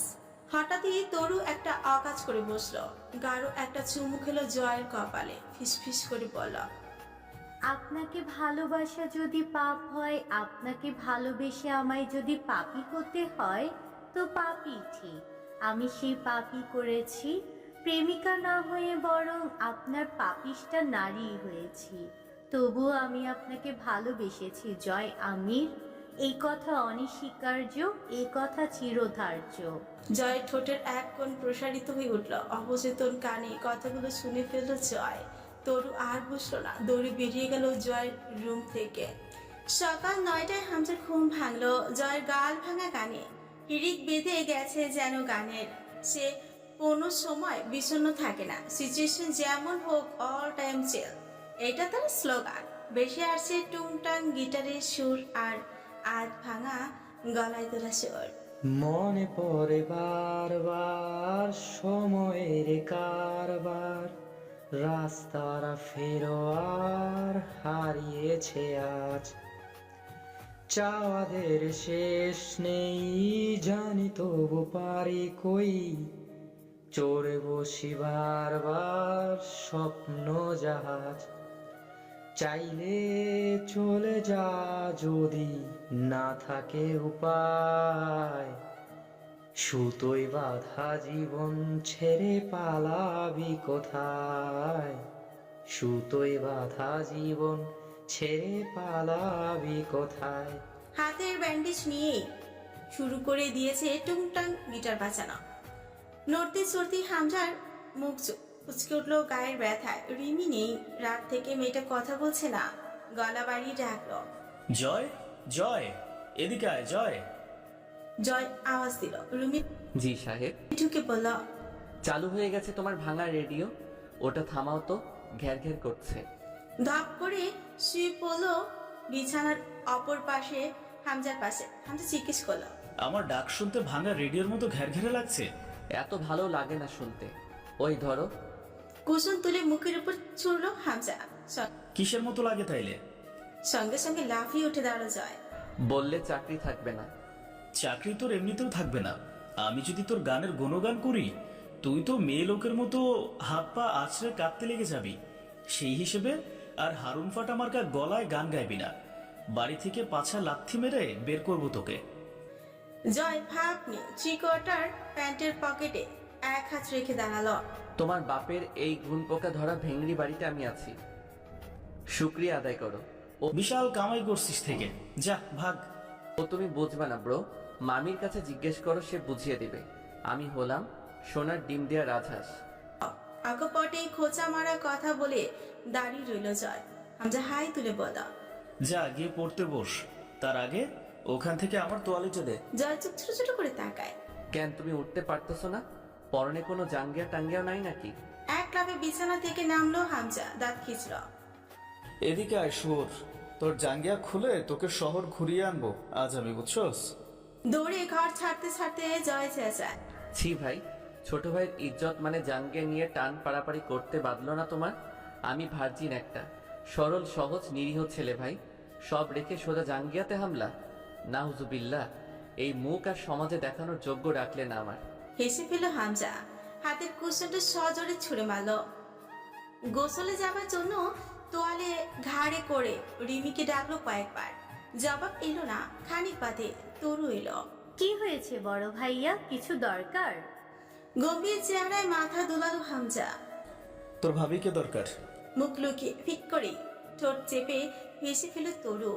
রিমি এলো মুখ ভার, এসে বিছানায় গোটাতে শুরু করে রিমি।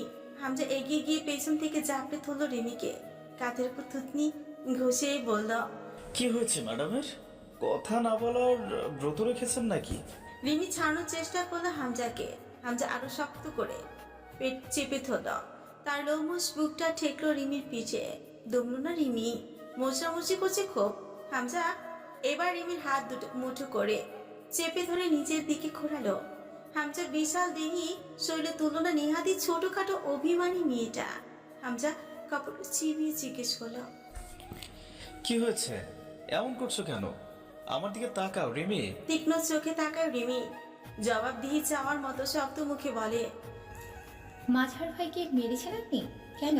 হামজা নরম হলো, ব্যান্ডেজ করা হাতটা শিথিল করে রিমির থুতনিতে বুলাতে বুলাতে বলল, তোমাকে বলেছি না আমার কাজ এবং পার্টির ব্যাপারে না ভাবতে? এসব বিষয় তোমার মাথায় রাখতে হবে না। এই নিয়ে রাগ করে আছো? ছ্যাঃ, আমার দিকে তাকাও, এদিকে দেখো। থুতনি উঁচিয়ে ধরলো হামজা। আপনার পার্টির ব্যাপার? এটা আপনার পার্টির ব্যাপার বলে মনে হয়? মাঝার আমার চাচাতো ভাই। হুট করে হামজা শক্ত হলো, যেন ঘাড় কাত করলো। আর আমি? আর আপনি কি অমানুষ স্বামী আমার, তাই তো? মাঝার ভাইকে ওভাবে কেন মেরেছেন জানোয়ারের মতো? আমার ক্ষতগুলো নজরে আসছে না তোমার, তাই না? আপনার ক্ষমতা, সেটা মাঝারকে মারতে না গেলে তো হতো না। ওকে ঢাকায় নিয়ে যাওয়া হয়েছে, কতটা মারলে তা করতে হয়। কি মার মেরেছেন ওকে? মেরে ফেলতে চেয়েছিলেন? ও আপনাকে আগে মেরেছে, নাকি আপনার জানোয়ার মার্কা হাত থেকে নিজেকে রক্ষা করতে আপনাকে আঘাত করেছে? হামজা শ্বাসে উঠল, চোখ লাল হয়ে উঠেছে তার। ওভাবে চিবিয়ে চিবিয়ে বলল, মাঝার জয়কে মেরেছে। তুমি বেশি কথা বলছো রিমি। একদম ঠিক বলেছেন দাদা বাবু, আজ একটু কম কথা বলার ইচ্ছে নেই আমার। জয়কে মেরেছে বলে আপনি ওকে মেরে ফেলার মতো করে মারবেন? জীবিত কবর খুঁড়ে মাটি দিয়ে দিব, বুঝেছো তুমি? কেউ জয়ের গায়ে হাত লাগালে তার হাতটা একদম গুঁড়ো গুঁড়ো করে ফেলবো আমি। চিবিয়ে উঠল হামজা। রিমি বাবা, নেতাবাবু, জয়ের সামনে সবাই বড়, আর আপনি আপনার শীতল স্বভাবের বিপরীতে এক পশুর সমান। কেউ আপনার কেউ না, আমাকেও চিনতে পারছেন না। জয় এতই আপন আপনার? তুমি তোমার নিজের কথা বলো নিরিমি, মাঝারের হয়ে ওকালতি করছো, দরদ দেখাচ্ছ কেন? সে তোমার চাচাতো ভাই বলে? হ্যাঁ বল। তাহলে জয় আমার জান। এবার বোঝো, ওর শরীর থেকে রক্ত ঝরলে আমার কোথায় ব্যথা লাগে। তোমার চাচাতো ভাইকে বলে দিও, দরকার পড়লে আমাকে যেন কুপিয়ে 4 ভাগ করে ফেলে আমার পর রাগ থাকলে। কিন্তু জয়ের গায়ে আঁচ লাগলে জীবন তো একদম পুড়িয়ে ফেলবো বলে দিলাম। আমি অবাক হবার সাথে সাথে কেঁদে ফেললো, গলা ও থুতনি ভেঙে এলো তার। তার মানে আপনার কাছে নিজের অথবা আমার কোনো মূল্য নেই? এসে হামজার ব্যান্ডেজ করা কবজিতে হাত রাখলো আলতো করে। আপনার কিছু হলেও সমস্যা নেই, আমি তারপর ভেসে বেড়াবো আপনাকে ছাড়া, তাতেও সমস্যা নেই আপনার। শুধু জয়ের কিছু হলে ব্যথা লাগে আপনার বুকে। অবুঝের মতো কথা বলো না। হামজা নরম হলো একটু।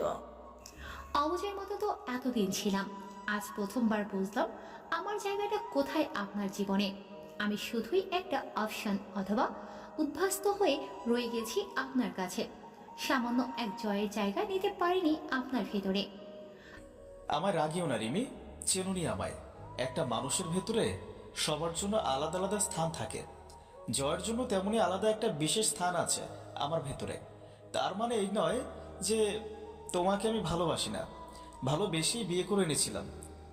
ভুলে বসেছো সব? এক চাচাতো ভাইয়ের খাতিরে তুমি আমার অবস্থান ভুলে যাচ্ছ মনে হয়। আপনিও তো জয়ের সামনে আমার অবস্থা ভুলে বসেছেন। শুরুটা কাল রাত থেকে তুমি করেছো। আমি যখন জখম হয়ে রুমে এলাম, তোমাকে ডেকেও বারান্দা থেকে রুমে আনতে পারিনি। শরীরের ব্যথা নিয়ে ওভাবেই কাতরাতে কাতরাতে শুয়ে পড়েছি। তারপর টের পেয়েছিলে, জয় উঠে এসে কম্বল টেনে দিয়ে ব্যথার ওষুধ খাইয়ে আবার একচোট ঝগড়া করে গিয়েছে রুম থেকে। জয় আমার জীবনে বিশেষ কিছু, এটা অনস্বীকার্য সত্য। বিশেষ নয়, গোটাটাই ওর আপনি। না বুঝে কথা বলো না।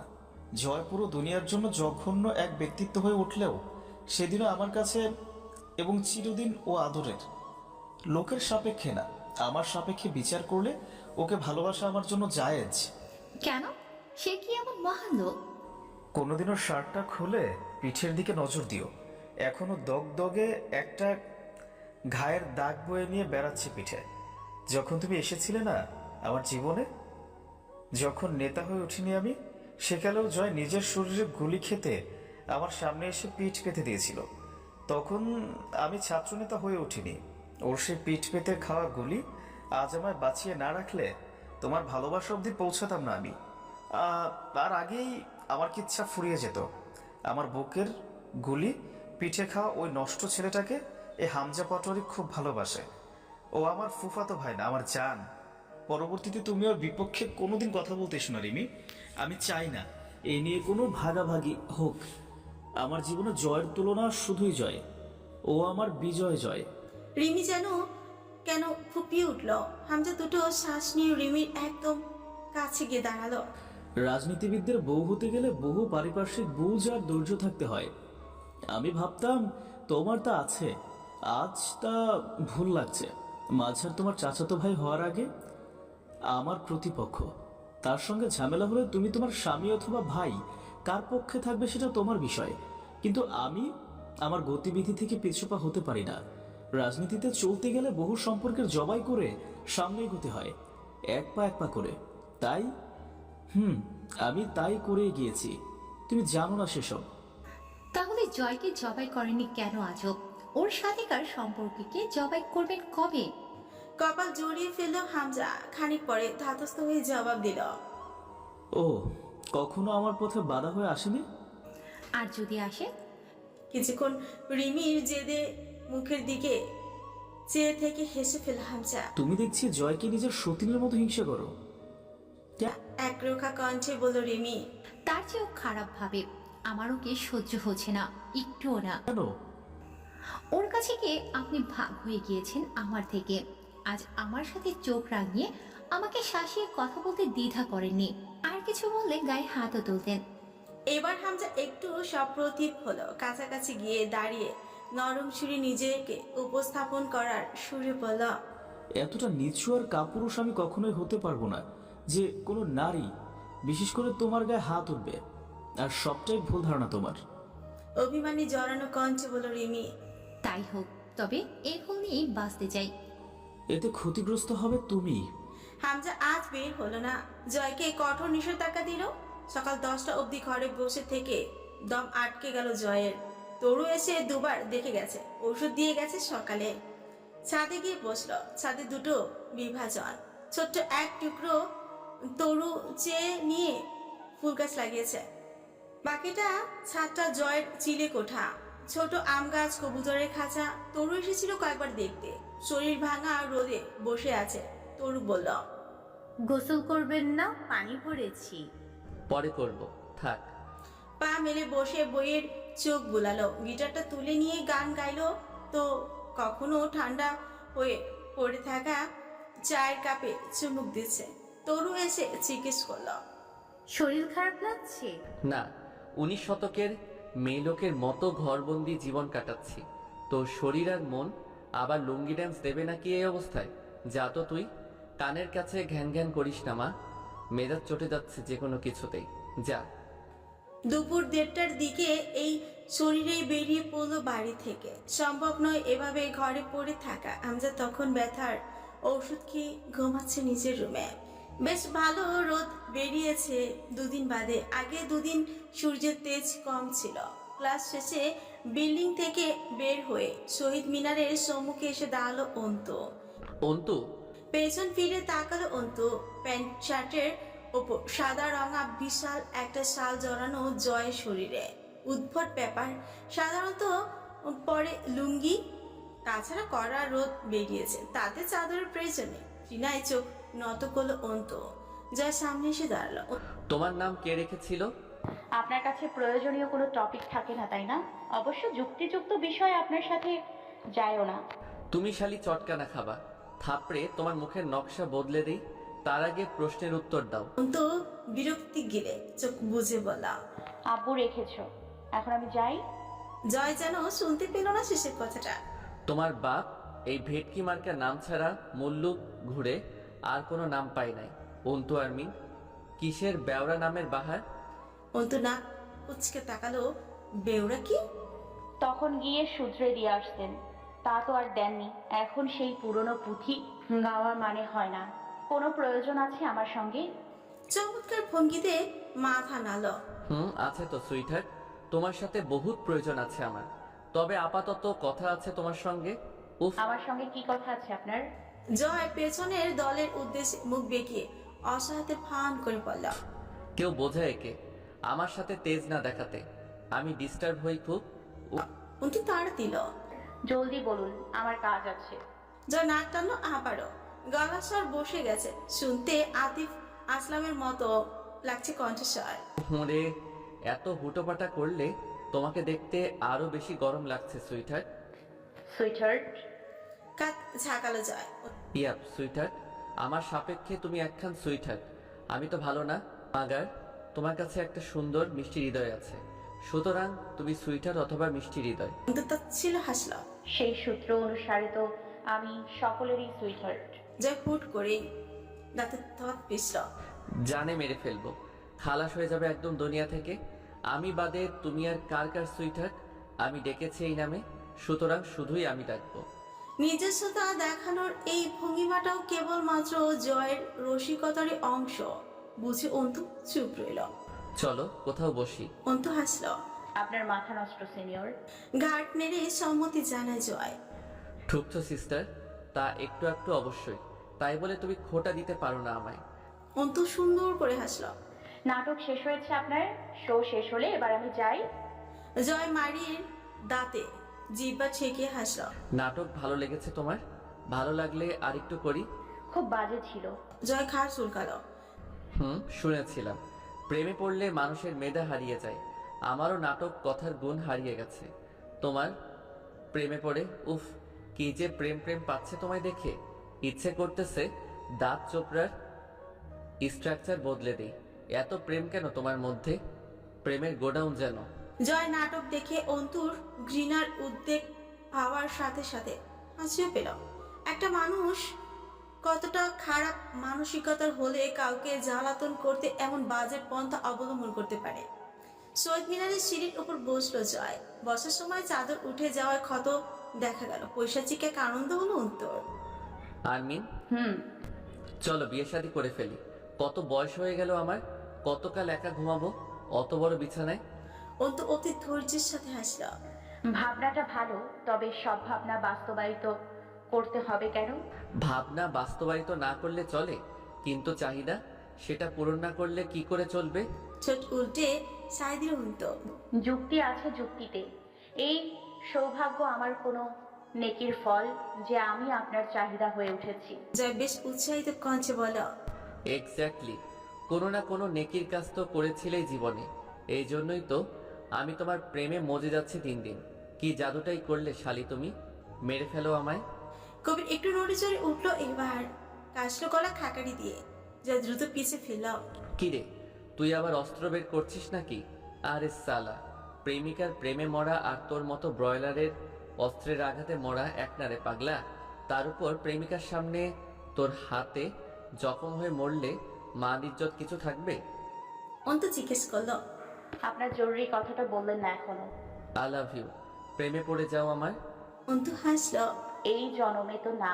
পরের জনম অবধি অপেক্ষা করতে বলছো? জি একদম, যেটার কোনো অস্তিত্ব নেই। তাহলে তো যা হওয়ার আর করার এই জনমেই করতে হবে। এত খারাপ দিন আমার জীবনে কোনোদিন আসবে না। অন্তুর শীতল ভাবটা কেমন ন্যাপথলির টুকরোর মতো বাষ্প হয়ে যাচ্ছে, যেন কড়া হয়ে উঠছে কণ্ঠস্বর। জয় উঠে দাঁড়ালো। তোমার জীবনে এত ভালো দিন আমি রাখবো না যে তুমি আমায় ভালো না বেসে পার পাবে। চ্যালেঞ্জ করো না আমায়। আমি সিরিয়াস হয়ে গেলে খুব বাজেভাবে ফেসে যাবে। কথাটা দারুণভাবে প্রভাবিত করলো অন্তুকে। কর্কশ গলায় বলে উঠল, ধরুন চ্যালেঞ্জ করলাম।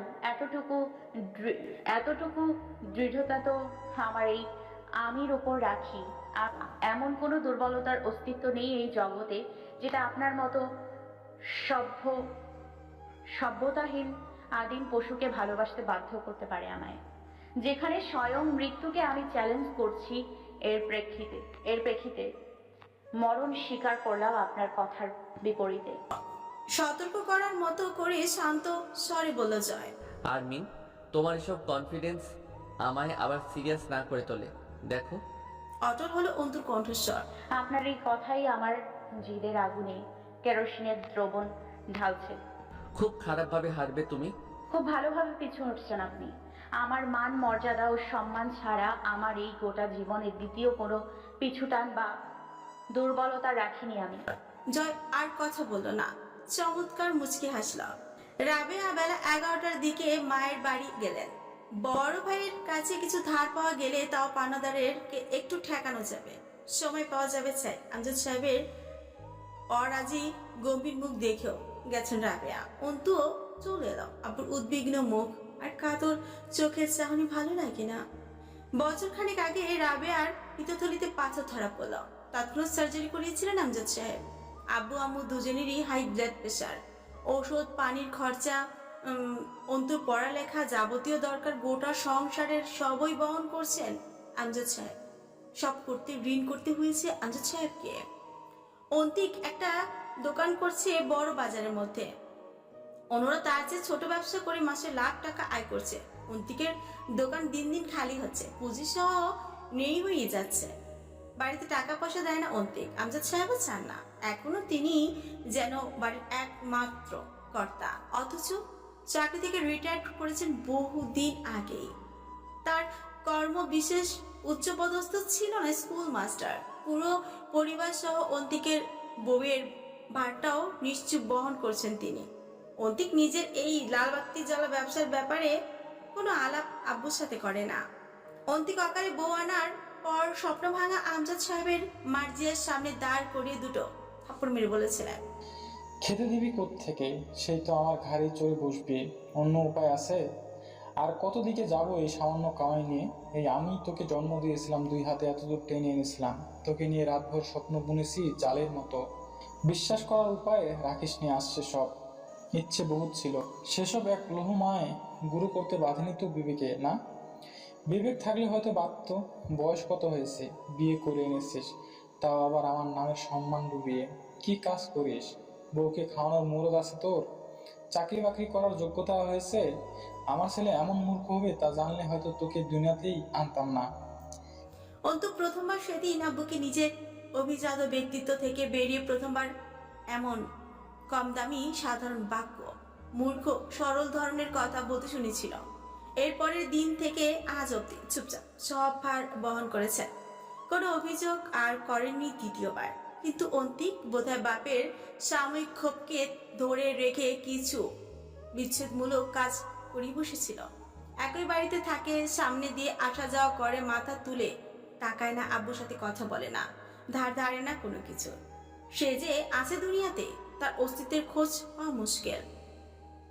সেসব পরদিনই বড় বাজারে দোকান নিল সে। সপ্তাহখানিকের মাঝে সেই দোকানে কমপক্ষে লাখ 5 টাকার মাল তুলল।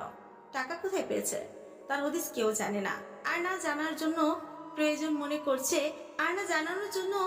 প্রয়োজন মনে করছে অন্তিক কোনোদিন। আমজাদ সাহেব বহু খোঁজ চালিয়েছিল, বের করতে না পেরে হাল ছেড়েছে। মাস খানিকের মধ্যেই দোকানে ক্ষয় শুরু হলো। উন্নতির জায়গায় ক্রমান্বয়ে অবনতি। বেচা কেনা হয় কিনা কে জানে, কিন্তু একটা পয়সাও ঘরে আসে না, কোথায় যায় কেউ জানে না। প্রথমে সকলে ভেবেছিল অন্তিক খারাপ পথে গেছে, নেশা করে হয়তো। সেসবও খোঁজ নিয়ে দেখার পর পাওয়া যায়নি। অন্তিক কেমন যেন হয়ে গেছে, মুখ চোখ শুকনো, শরীর শুকিয়ে। সুদর্শন ছেলেটা একদম 60 বছরের বুড়ো হয়ে গেছে, খাচ্ছে বাপের ঘাড়ে, আছে বাপের পাখার নিচে, অথচ তার আত্মসম্মান নাকি তীব্র অভিমান অথবা অন্য কিছু, কে জানে। দুপুরে রান্নার তে হাত লাগিয়েছে মার্জিয়া। অন্তু গিয়ে থালা বাসন মাজতে গেলে মার্জিয়া বলল, অন্তু, একা ছিলাম, কাজ করতেছিলাম, ভালোই তো ছিলাম। কি দরকার তোমার এখানে আসার? সকাল থেকে রান্না করতে পারতেছি, বাসন মাজতে হাত হয়ে যাবে না আমার? রাখো তো, যাও এখান থেকে। অন্তু কথা বলতে চাইল না, তবু বিনয়ের সাথে বলল, আপনি চাইলে এখন একটু বিশ্রাম নিতে পারেন ভাবি, আমি রান্না করছি। সবচেয়ে বেশি গা জ্বলে কখন জানো? জানি না আপনার বা কখন সবচেয়ে বেশি গা জ্বলে, আমার জানার কথা তো নয়।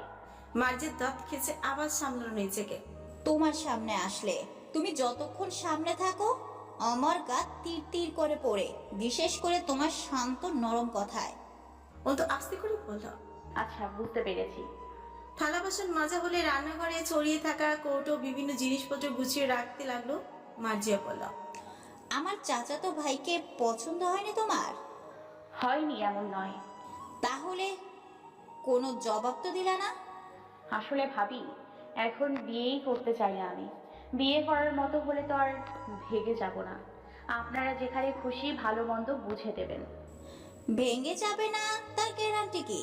অন্তু চুপ রইল। মার্জিয়া আবার বলল, বিয়ে কেন করবা না? বয়স কি 15তে পড়ে আছে তোমার? কচি ভাবো নিজেকে? কমপক্ষে 22-23 বছর বয়স চলতেছে। মেয়ে মানুষ কি আবার 30 বছরে বিয়ে করে? বয়স একটু বাড়িয়ে বললেন। যাই হোক, পড়ালেখা অথবা সংসার দুটোই এককভাবে করতে হয়।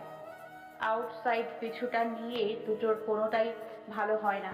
সংসার করলে শুধু সংসার, পড়ালেখা করলে পড়ালেখা। অনার্সের আর 2 বছর দেখতে দেখতে কেটে যাবে। এরপর এলএলবি করে বার কাউন্সিলর পরীক্ষায় উত্তীর্ণ হতে পারলে একটা নিম্ন আদালতে চাকরি পেতে হলেও চাপ কম নয় ভাবি। এখন বিয়ে নয় আপাতত। চোখ গরম করে তাকিয়েছিল মার্জিয়া। সে নরম সুরে বলল, আপনি কেন এত আগ্রহী আমার বিয়ে নিয়ে? অনেক কারণ আছে, তুমি একটু বলুন, আমি শুনতে আগ্রহী। মশলা কষানোর ছাঁচ নাকে লাগতে অন্তু কেসে উঠে মুখে ওড়না চেপে ধরল। তরকারিতে পানি দিয়ে মার্জিয়া ফিরল ওর দিকে। খুব জান নেওয়ালা নাটক করলেও বহুত কিছুই জানো না। তার উপর জোয়ান মেয়ে বাড়িতে থাকলে তোমার বাপ মায়ের চিন্তা না থাকলেও আমার হয়। তার উপর তোমার যে স্বভাব চরিত্র আর তেজ, ছেলে পাওয়া গেলেই হয়। আমার বোনের সংসার নড়বড়ে হয়ে গেছে তোমার জন্য। তোমাকে পড়ালেখা করাতে গিয়ে আমার শ্বশুরের হাতের অবস্থা খারাপ। অন্তু যাও তো, আমার কথা বলতে মন চাচ্ছে না তোমার সাথে। আলগোছে লাগলো কথাগুলো। অন্তুর মনে হলো ভাবি যা বোঝাতে চাচ্ছে তা আসলে পারছে না। চুপচাপ দাঁড়িয়ে গেল। খানিক পরে আপন মনেই বলল মার্জিয়া, একটা টাকা যৌতুক ফৌতুক কিচ্ছু চাইনি। তোমাকে পছন্দ হয়েছে, আরো 5-7 ভরি গহনা দিয়ে নিয়ে যাবে, তাতে অন্তত সংকট কমতো তো একটু। অন্তু হাসল। বিক্রি করবেন নাকি আমায়? আর গহনা দিলে তো আমার গায়ে অথবা আলমারিতে থাকবে। সংকট কমবে কি করে? কি এমন সংকট লেগেছে বাড়িতে যে আমায় বিক্রি করা গহনা দিয়ে বাড়ির সংকট কমাতে হবে? দরজায় কেউ এলো। পাওনাদার। দীর্ঘশ্বাস পেল অন্তু। আমজাদ সাহেব ডাকলেন অন্তুকে। এদিকে আয় তো অন্তু। অন্তু মুখ বৃত করে গিয়ে দাঁড়িয়ে অবাক হলো। মুস্তাকিন মহান বসে আছেন। কেন এসেছেন এই লোক? সেদিন সে গিয়েছিল, সেই ব্যাপারে কিছু বলতে এসেছে? আমজাদ সাহেব মৃদু হাসলেন। এটা আমার মেয়ে, ও অন্তুকে বললেন। আমার ছাত্র, হাই স্কুলে পড়তো। আমি তখন ওদের ক্লাস টিচার ছিলাম। Syed Mustakin Mohan, PBI officer. নামটা কি ঠিক বললাম? মুস্তাকিন ইতস্তত হেসে মাথা নাড়াল। শুদ্ধতম হাসি, পরিপাটি এক সৌম্য চেহারার পুরুষ মানুষ। পরনে পাঞ্জাবি থাকায় আরো ভালো লাগছে দেখতে। শাল চাদর জড়ানো। সেদিন কার্যালয়ে এমন বিশেষ লাগেনি। হালকা রঙা পাঞ্জাবিতে ফর্সা মতো শরীর, পেটানো হাতের ত্বকে কালো বেল্টের হাত ঘড়ি নজরে এলো। সুপুরুষের আখ্যা পাওয়ার মতো সবকিছুতেই আছে মুস্তাকিনের মাঝে। ভ্রুচটা পড়া জোর ভ্রুতে পুরুষ মানুষ এমনিতে একটু বেশি নেশা ধরানো হয়। হাসিটা চমৎকার সুন্দর। বসে আছি বিনয়ীভাবে নিজের প্রাক্তন শিক্ষকের সম্মুখে। মুচকি হাসি ঠোঁটে ঝুলেছে। এইভাবে কোনোদিন আগে পরখ করেনি কাউকে অন্তু। মুস্তাকিন বলল, আমি জানতামই না স্যার এটা আপনার মেয়ে। ছোটবেলায় স্কুলে দেখেছি বোধ হয়। এরপর সেদিন ভার্সিটিতে একবার দেখা হয়েছিল, কিন্তু হিজাবের আড়ালে। তার উপর বড় হয়ে গেছে, চিনতে পারার কথা না। সৌহার্দ্যপূর্ণ কণ্ঠস্বর। ভার্সিটিতে তুমি কি করেছিলে ওখানে? সামাজিক খোঁজ খবর থেকে বেশ দূরে চলে এসেছেন স্যার। একটা ভয়ানক রেপ কেস ঘটে গেল আপনাদের এরিয়াতে, জানেন না? সেটা তদন্তে আছি। স্যার স্যার করছিস কেন বাপ? তোরা কত বড় মানুষ হয়ে গেছিস, এসব ডাক শোনার যোগ্যতা পেরিয়ে গেছিস। আমার থেকে বহুত বড় হয়ে গেছিস। আগে মনে হতো তুই লম্বা হবি না বেশি, আজ তো দেখছি নকশাই বদলে গেছে দেহের গড়নের। মুস্তাকিন মাথা নিচু করে হেসে ফেলল। স্যার আমি আপনার কাছে চিরদিন নিয়মিত বেতের বাড়ি খাওয়া ছাত্র। আপনারা কোনোদিন ছোট হবেন না, আর না আমি বড়। এসব কথা বলে আজও সেই একইভাবে লজ্জা পেয়েছেন। যেভাবে স্কুলে পড়া না করে গেলে অপমান করতেন, আজও নাম ধরে একবার ডাকুন, আমি নস্টালজিক হয়ে যাব নির্ঘাত। কিন্তু আপনার দীপ্তির সাথে সাথে ওই জাত তো কমে এসেছে স্যার। কোনো ট্রমাতে আছেন মনে হচ্ছে। আমজাদ সাহেব হাসলেন। কবে শিফট হয়েছিস দিনাজপুর? মাস কয়েক হলো। আমজাদ সাহেব অন্তুকে ইশারা করলেন। যা। তার ধারণা ছিল পুলিশ বা সরকারি চাকরিজীবীরা সব আঙ্কেল টাইপের, তেলের ড্রাম মার্কা ভুড়িওয়ালা টাকলু আর বয়স্ক দেখতে বিকট ধরনের হয়। আমজাদ সাহেব জিজ্ঞেস করলেন, মামার বাড়িতেই থাকছিস? না, ফ্ল্যাট ভাড়া করে থাকছে। ওকে আনলি না?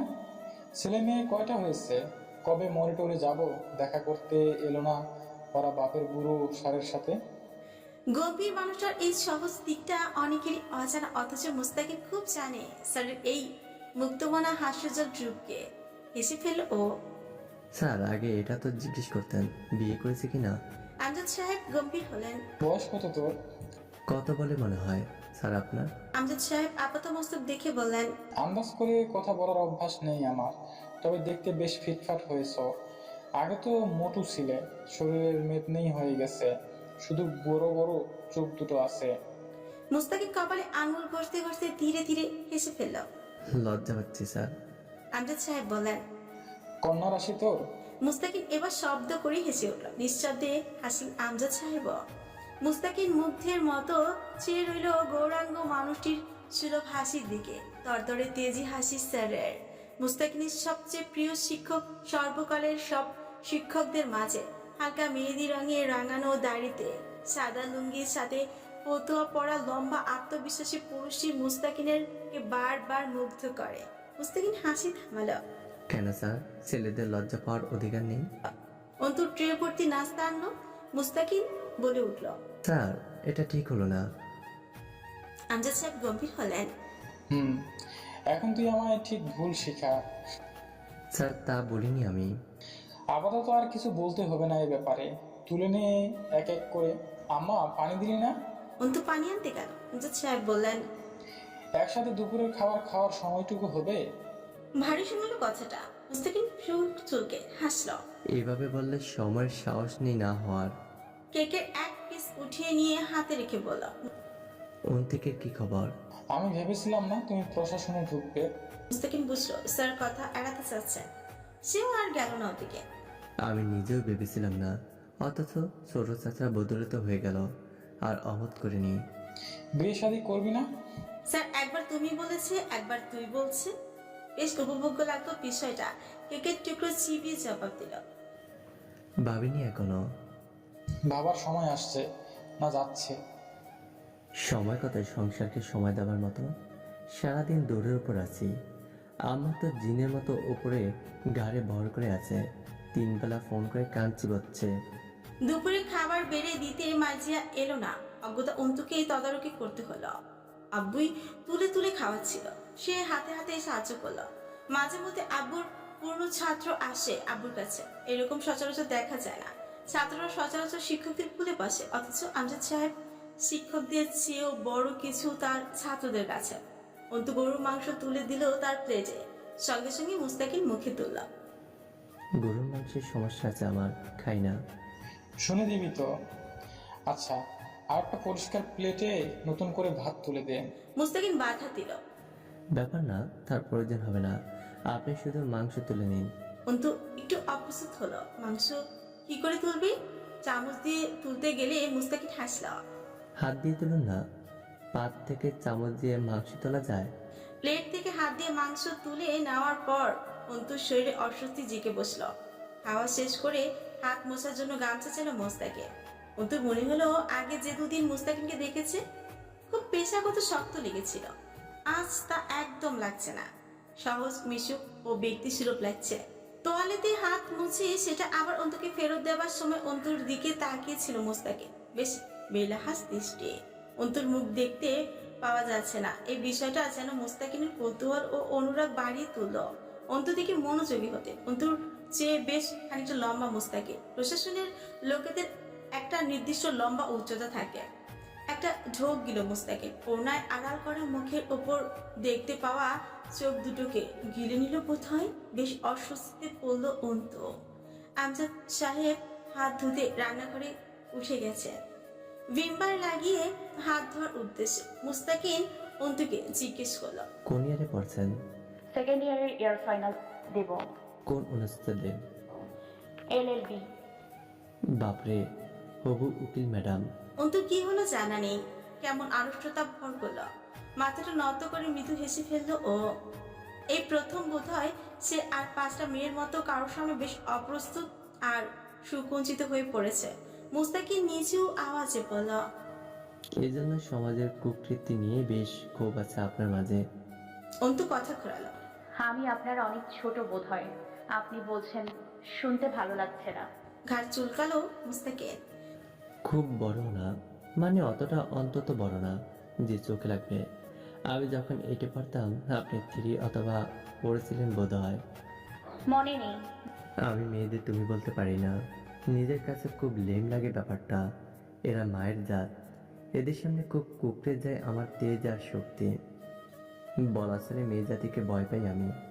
মানে ধরুন কি থেকে কি হয়ে যাবে, কত অসম্মান বা তাদের মনে কষ্টের কারণ হবে আমার কোনো কথা বা আচরণ। অভ্যাসগত কারণে হলো আপনি থেকে তুমিতে আসা খাটুনির কাজ হবে। মুস্তাকিনের বলার ধরনটা অবলীল ও সরল ছিল। অন্তুর ভালোই লাগছে শুনতে। হাসি পেল অল্প। আব্বুর ছাত্রের মুখে আব্বুর আদর্শের কথা শোনাটা চমৎকার একটা অনুভূতি বলে মনে হলো অন্তর। এই আদর্শই তো সে ছোটবেলা থেকে দেখছে আব্বুর মাঝে। পাঞ্জাবির হাতা গোটাতে গোটাতে আমজাদ সাহেবের পেছনে গেল মুস্তাকিন। আমজাদ সাহেব আবার বসলেন, নিজের জমি জমার সমস্যার কথা তুলে সব খুলে বলছেন। আবারও একবার মনে করালেন। চলে যাবার সময় দরজা অবধি গেলেন আমজাদ সাহেব। অবসর সময়টা কাটতে চায় না আজকাল। মুস্তাকিন বাড়ির ভেতর চোখ ঘোরালো। কিছু খুঁজে চললো তার চোখ দুটো। অকারণে বোধহয় এই অযাচিত অপ্রাসঙ্গিক চোখের চাহিদা ব্যতিক্রমে মস্তিষ্ক মনোযোগী হয়। সেদিন অন্তু কার্যালয় থেকে আসার পর বেশ কয়েকবার খেয়ালে এসেছিল অবশ্য এই আলাদা ধাঁচের অপরিচিতার কথা। দেখতে পেল টেবিলের উপর ছিটিয়ে থাকা থালা বাসন গোছাচ্ছে। স্যারকে বিদায় বলা সামান্য গলা উঁচিয়ে অন্তুকেও বলল, আসি উকিল ম্যাডাম, মন দিয়ে পড়ুন।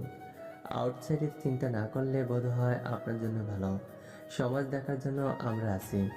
আপনার পুরো ফোকাস এখন বইয়ের পাতায় হতে হবে। আমজাদ সাহেব মৃদু হাসলেন। দোয়া করিস বাপ, একই জায়গায় আসছিস, তোদের জুনিয়র দেখে শুনে রাখিস রাস্তাঘাটে। যেসব কিছু ঘটছে ভার্সিটিতে, চিন্তা হয় ওকে নিয়ে। খুব বেপরোয়া হয়েছে।